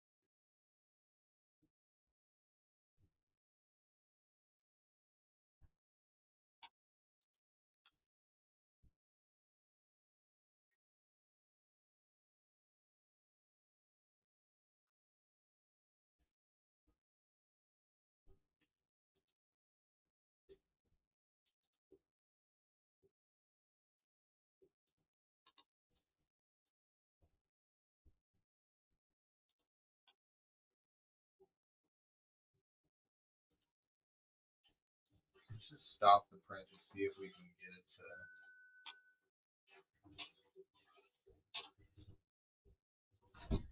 to task canceled. Okay.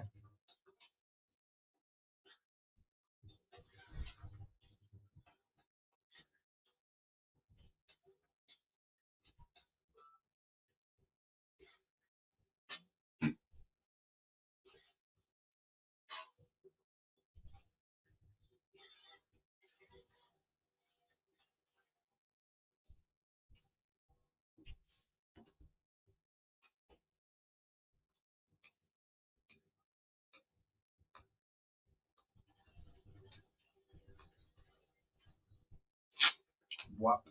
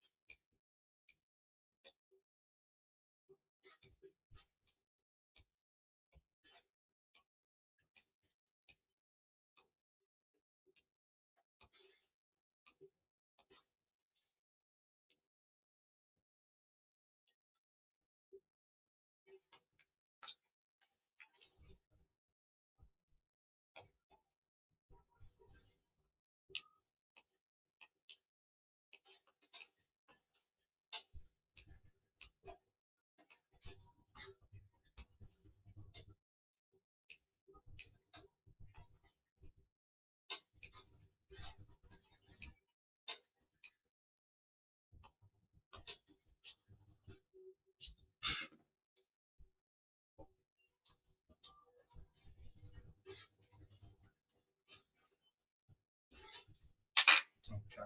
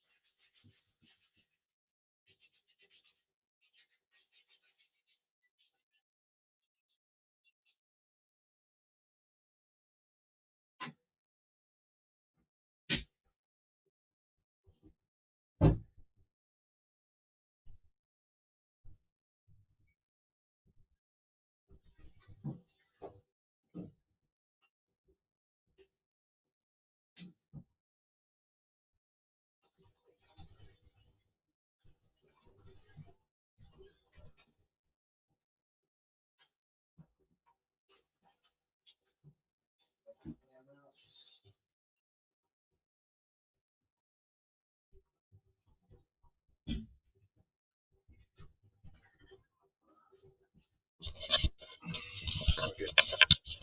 We're in maintenance mode. We're trying to figure out slash fix this thing.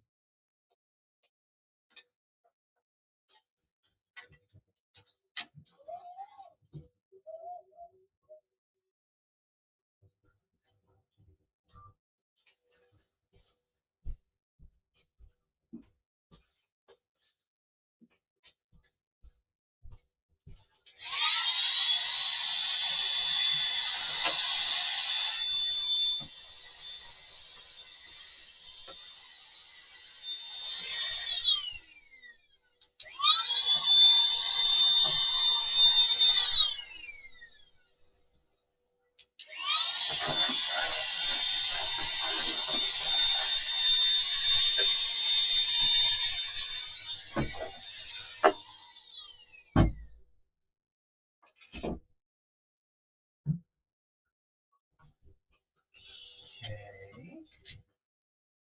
Just chill up there.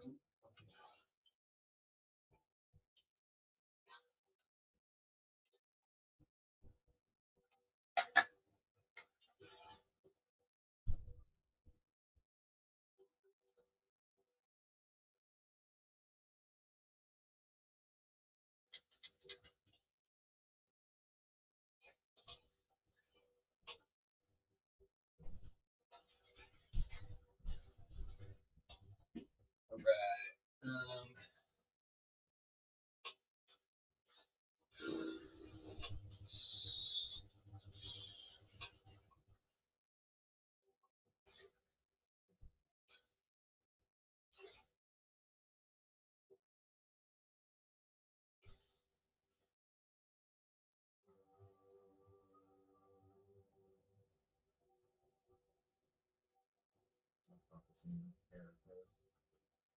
That's not it either.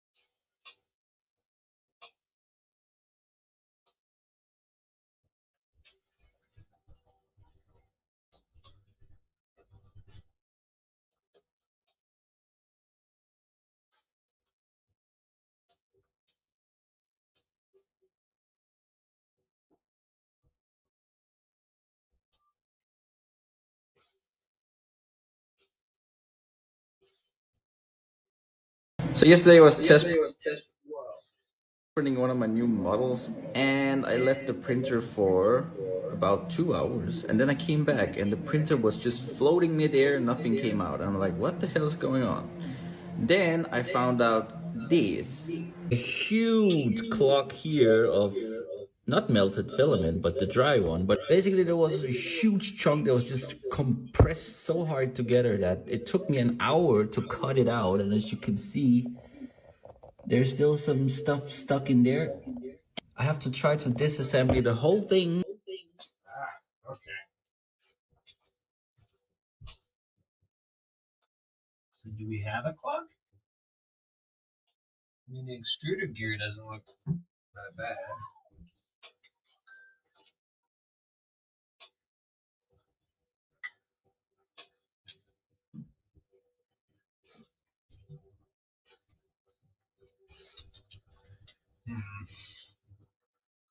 Hmm.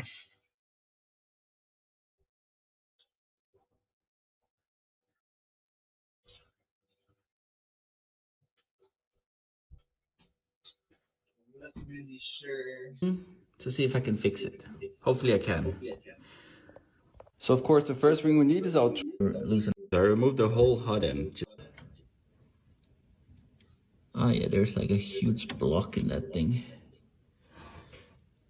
Okay, so I removed the whole hot end just by pulling out the plugs here. First we can also check the cotter if it's okay. And yeah, it seems to be working fine. Then we're gonna remove this screw, and that screw, and then afterward plug this thing out. And then this whole thing should be coming out. Okay, so before I can actually pull the whole thing out, I need to remove this thing because it's blocking. So I think I have to loosen this thing and then somehow I can take this off or push it down. Okay, exactly what was needed. You remove the screw and the whole thing flips down. So now I should be able to take this whole unit out. Let's see if I can.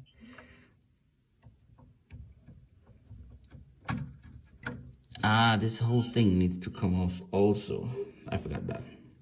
Yes, exactly. After removing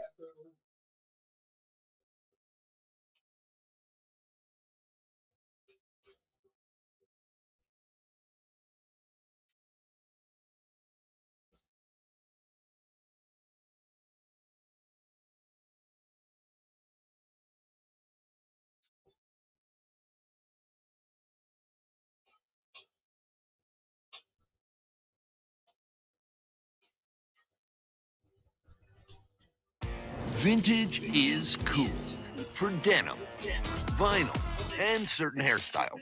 Not that one. But vintage is not cool for your home internet. It's time. The old P1S still doing fine. New P1S, I just had a filament jam. So I haven't used my printer in quite a bit. And I had this blue TPU loaded in. And I went to unload it today and it will not come out. All right, first thing I'm gonna do here is pop the glass off. Now I'm gonna turn it on and I'm gonna get the hot end warmed up. And I'm gonna see if I can pop this Bowden tube off of the hot end and pull it from here to see if I can get it to come unstuck. It's currently heating up. Gonna just pull the front face cover off here. You could see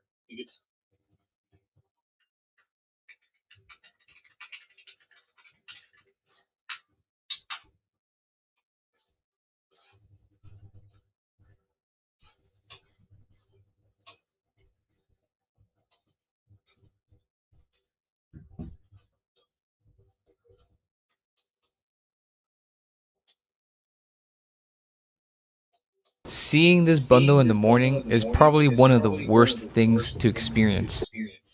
Why can't I change the volume? But don't worry, I'm here today to give you a solution and briefly talk about why this happens.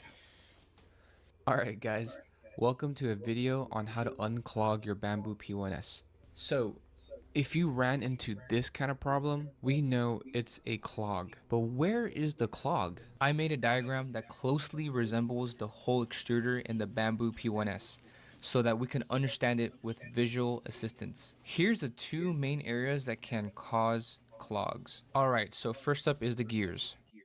The gears serve as a primary function to push the filament through able to pull, we have to have a YouTube Shorts use and control and glue that small droplet of filament. This occurs when a clog is formed in the clog that we're gives me.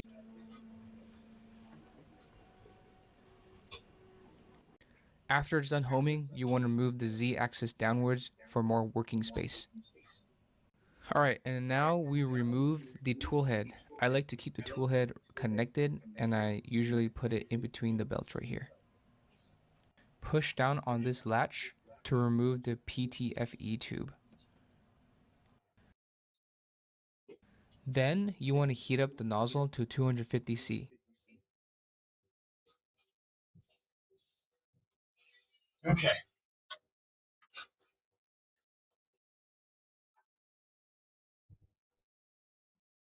Is it this?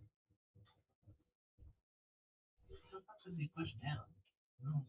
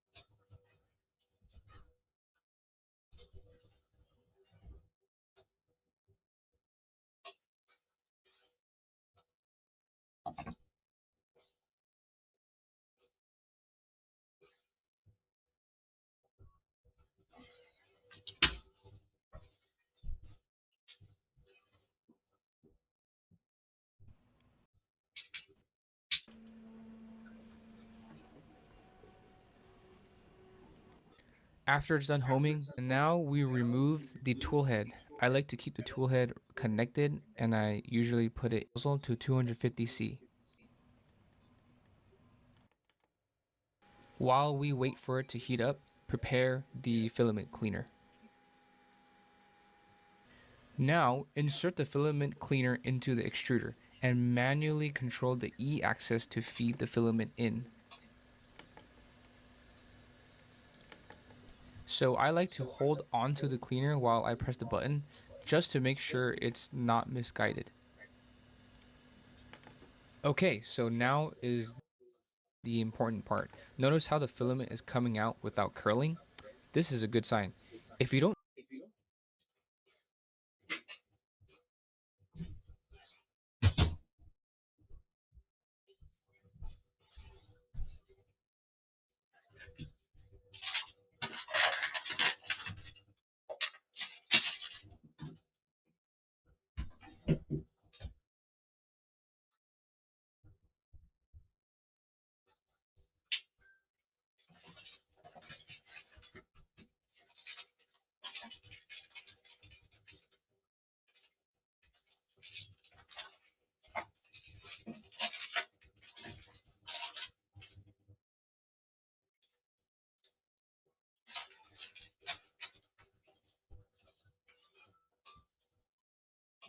So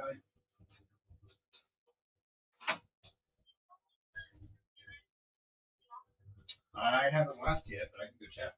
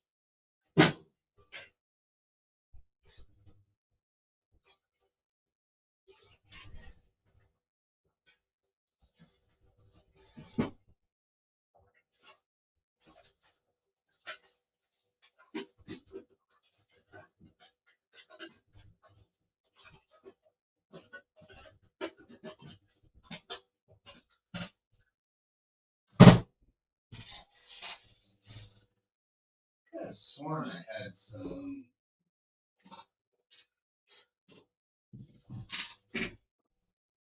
cleaning. I'll just give you a little bit of cleaning here, but I can't find it.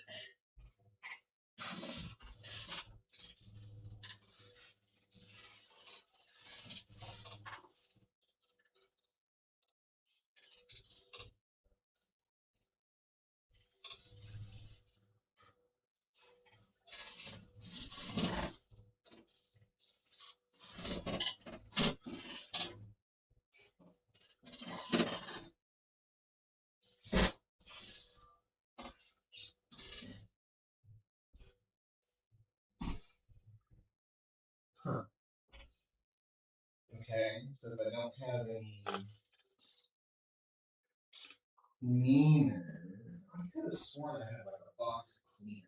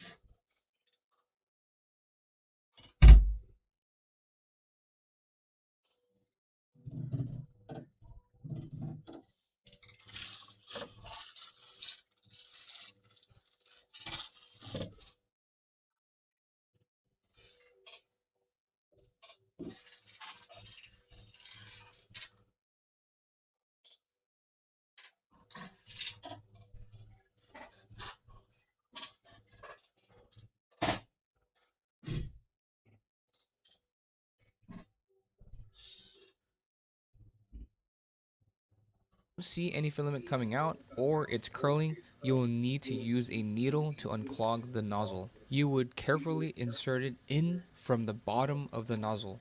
Imagine you are clearing a blockage. You would repeat that process until you get a nice flow. So I didn't need to do that in this case, but if you're having trouble, please leave a comment. After you've achieved a nice flow, you can stop extruding and change the temperature to 100°C in order to prepare for a cold pull. The cold pull essentially allows the cleaning filament to cool down and solidify just enough so that it can collect the remaining debris in the chamber. Then we could pull the chunk out. So at 100°C, I like to slightly tug on the filament and simultaneously press the up button to take the filament out. Don't pull on it too hard, just tug on it lightly.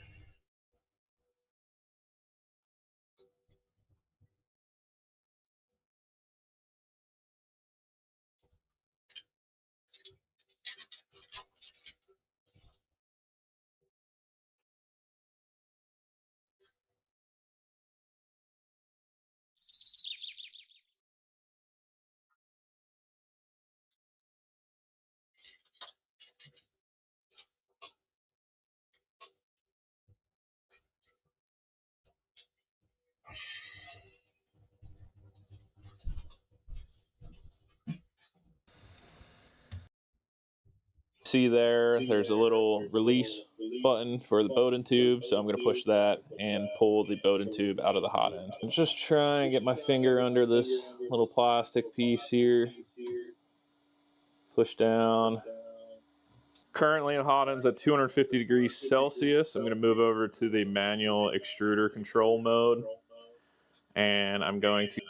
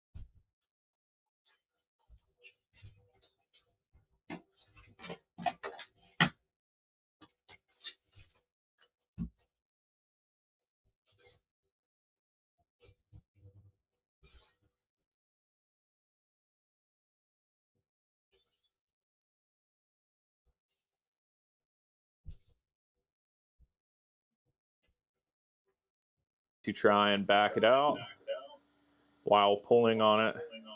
Do is get this cover off. These are, there we go. That is our full extruder and hot end assembly.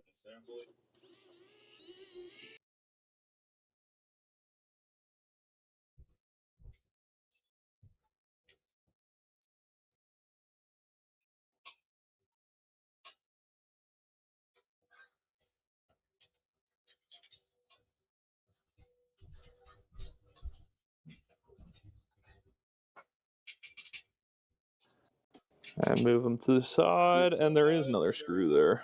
Pierce. And, but I'm trying the best I can.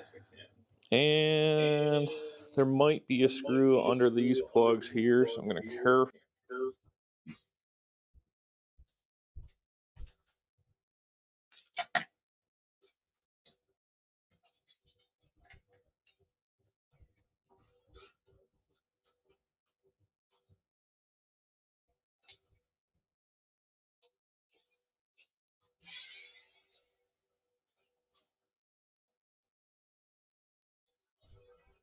My guess is it's this one.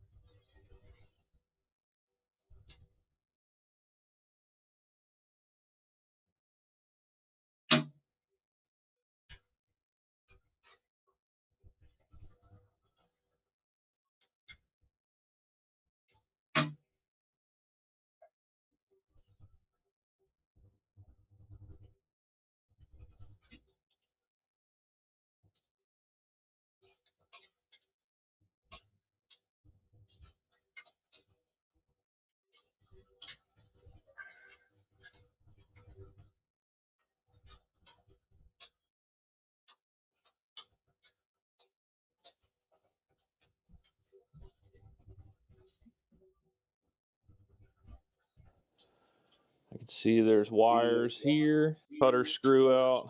It is a 2mm hex. Here, one screw down here.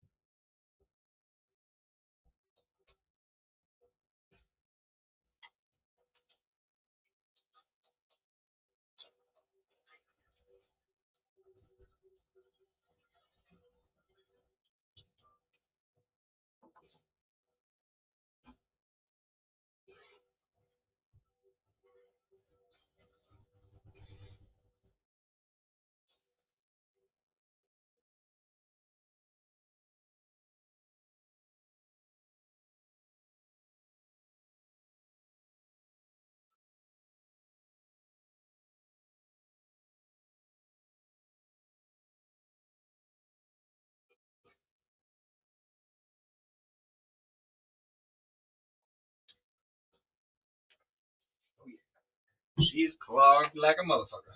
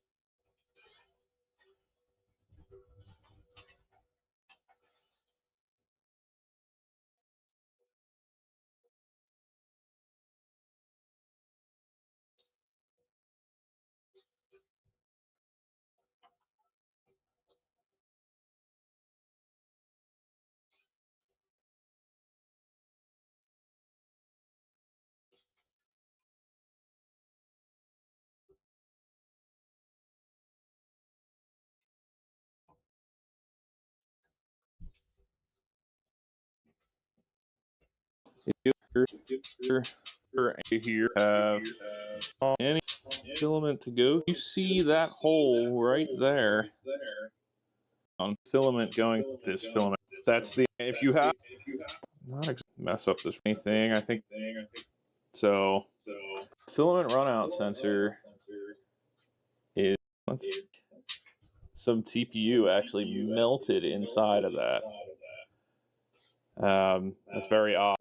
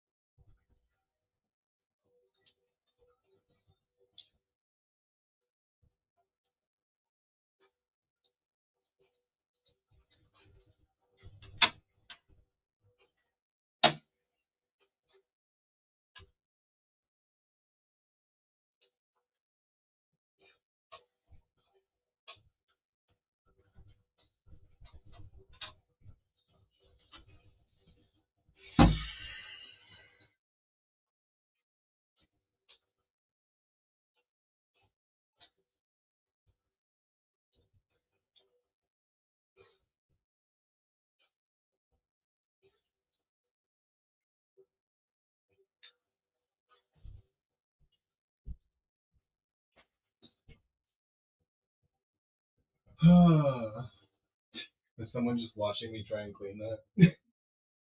That's funny. And then I guess here. Bring it back around. Okay.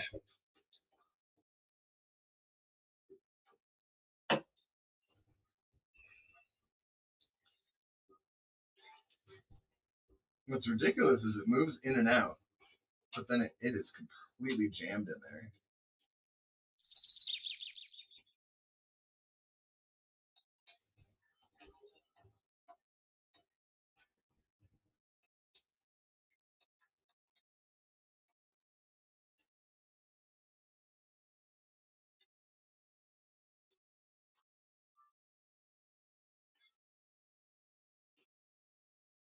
See, I don't know how you get this apart, but then it's literally still clogged. Okay. Maybe now I can use this thing to push it through.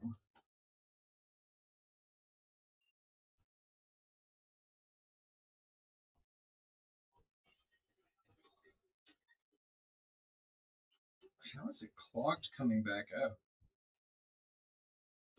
It must, I think it heated up and it came back through the extruder. Ah! Ha ha ha!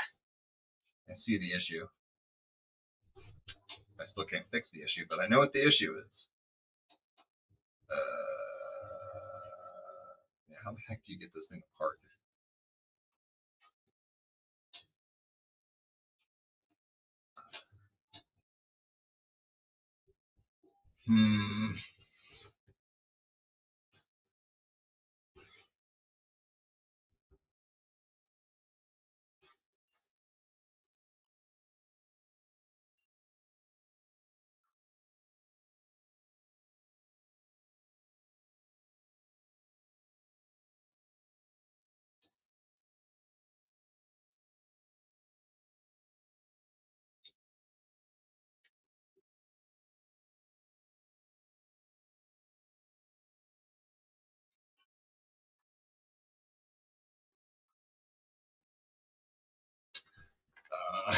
How do you take this apart? I might just need to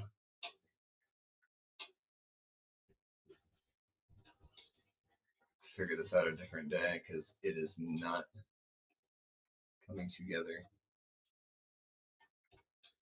By accident, but got it. Holy clamp here, sensor or something. All there we go. Give it a little. There we go. Give it a little spin. Make sure you see everything moving nice and smooth in there. Give everything a little snug since the electric screwdriver is dying. It's nice, that sits right in there. Perfect. I'm gonna drive that one home. That one's in there. That one's in there. Hot end is reinstalled. Now we gotta bring our filament cutter up. And I gotta hold that there and screw her in. That's just putting it back together.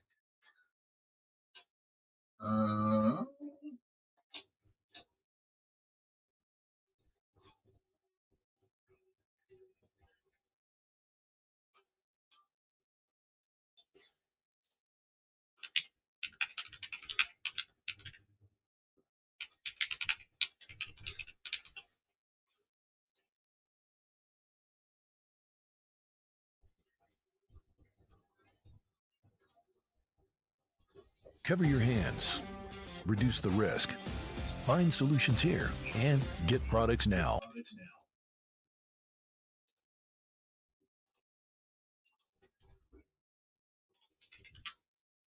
Well, this isn't the second screw. It's the same length as the other. There are assembly. We'll find 4. May not be necessary, but at this point, I'm going to do a complete disassembly. the spring has a separate cap piece that's likely to fall off as well. This part may not be necessary, but at this point I'm going to do a complete disassembly. Now, with absolutely no tension from the gears on the filament, I tried again. Still stuck. Slightly frustrated at this point, I just snapped the filament and removed the sensor body with the Bowden tube attached. I am able to push the filament down and back up, but not out for some reason. By wedging my tweezers into this gap that shows the main extruder gear, I can push the gear out of the body. This also releases the tension arm, which can be set aside. This small fragment is wedged between the entrance and exit of the gear area. The middle part of it is bulged out. I'll angrily remove this piece and show you a close-up of it a little bit later on. And hey, now is as good a time as any to finally uncouple the Bowden tube. Might as well do that.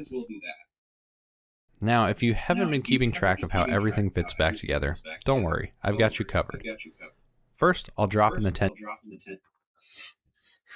Okay. So I just gotta pop the gear out.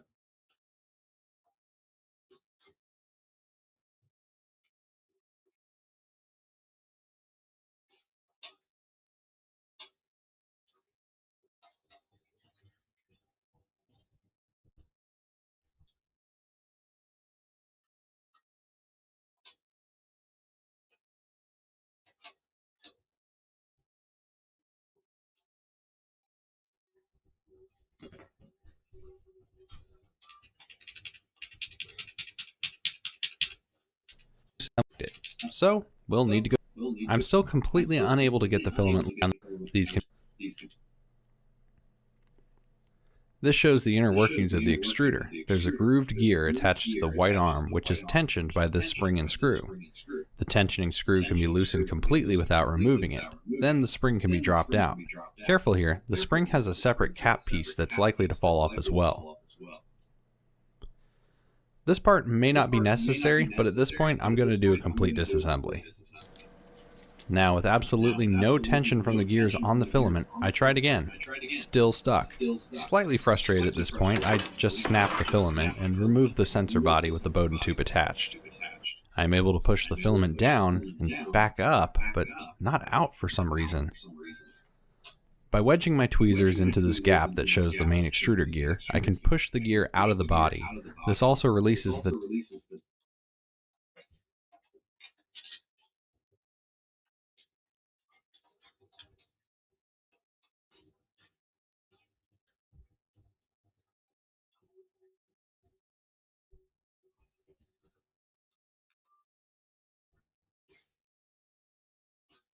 tension arm, which can be set aside. This small fragment is wedged between the entrance and exit of the gear area. The middle part of it is bulged out. I'll angrily remove this piece.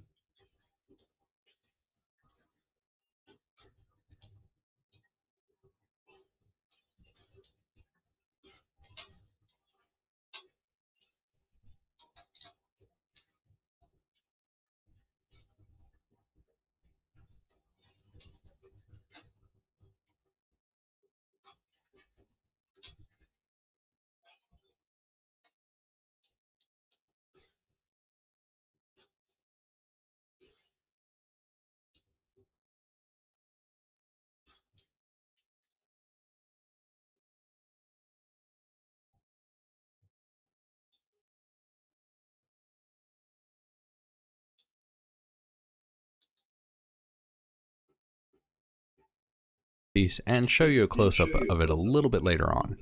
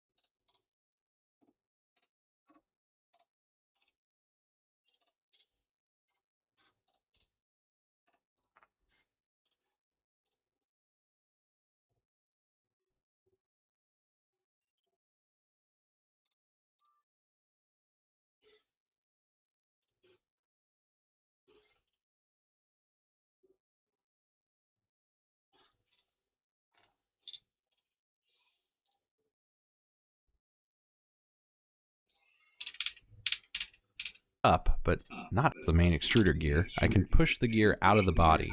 This all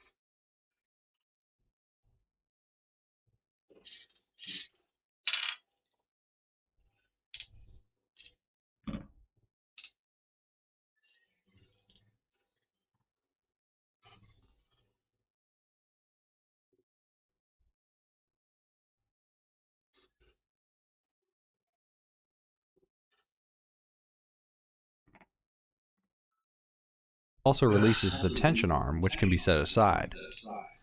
This small fragment is wedged between. Now is as good a time as any to finally uncouple the Bowden tube. Might as well do that. Now, if you haven't been keeping track of how everything fits back together, don't worry, I've got you covered. First, I'll drop in the tensioner arm and slide it to the left a bit. This will help the main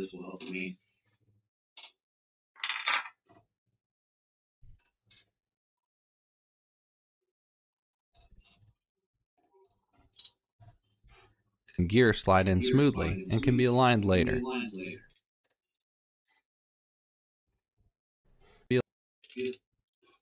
Fits back together. Don't worry, I've got you covered. First, I'll drop in the tensioner arm and slide it to the left a bit. This will help the main gear slide in smoothly and can be aligned later. Now the tension screw and cap. It doesn't matter which direction this fits in, you'll notice that the cap has a small lip that fits inside the spring.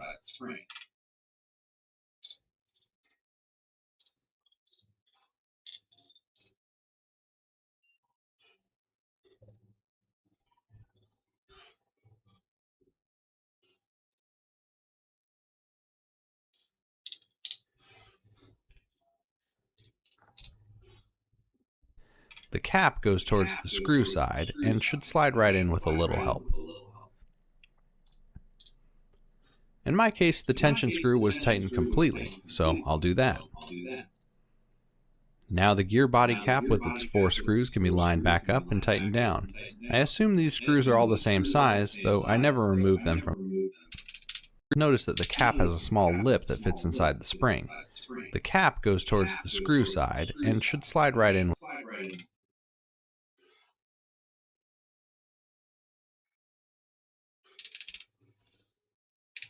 Cap. It doesn't matter which direction this fits in. There's a little cap.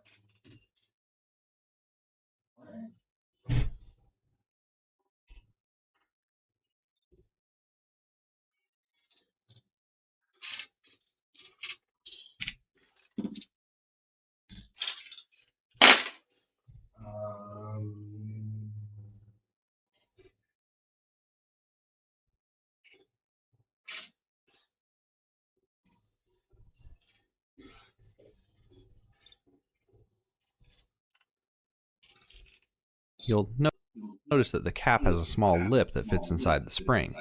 The cap goes towards the screw side and should slide right in with a little help. In my case, the tension screw was tightened completely, so I'll do that. Now the gear body cap with its 4 screws can be lined back up and tightened down. I assume these screws are all the same size, though I never remove them from the plastic housing. Now the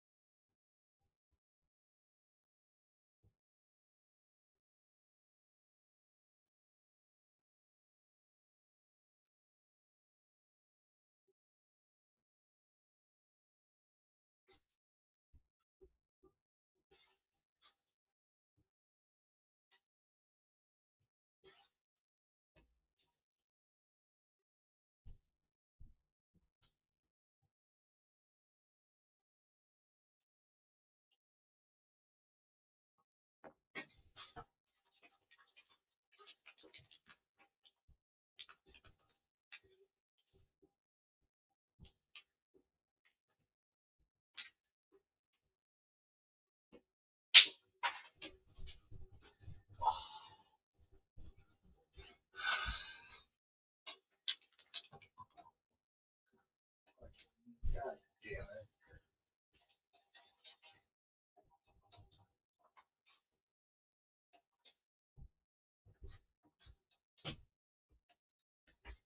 Where's my phone?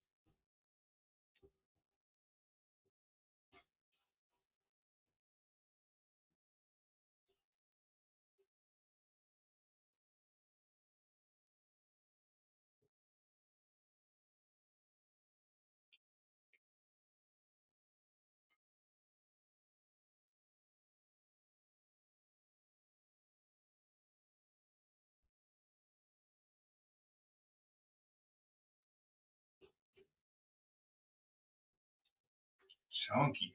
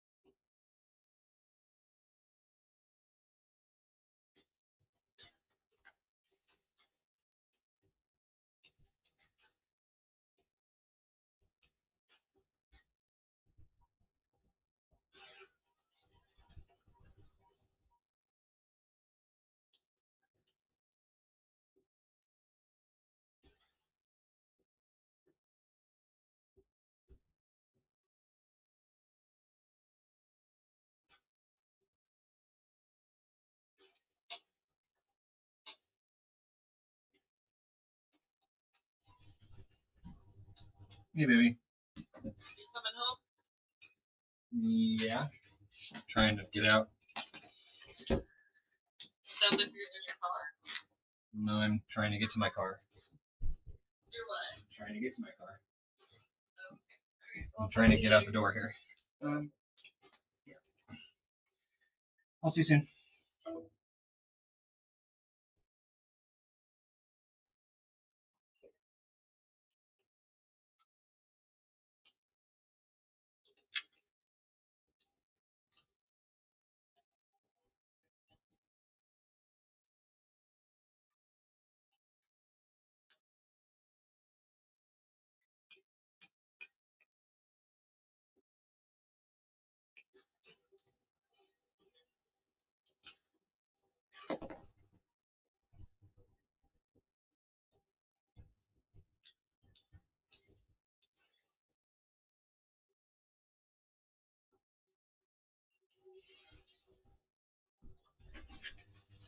Fuck it. I don't need to be praying.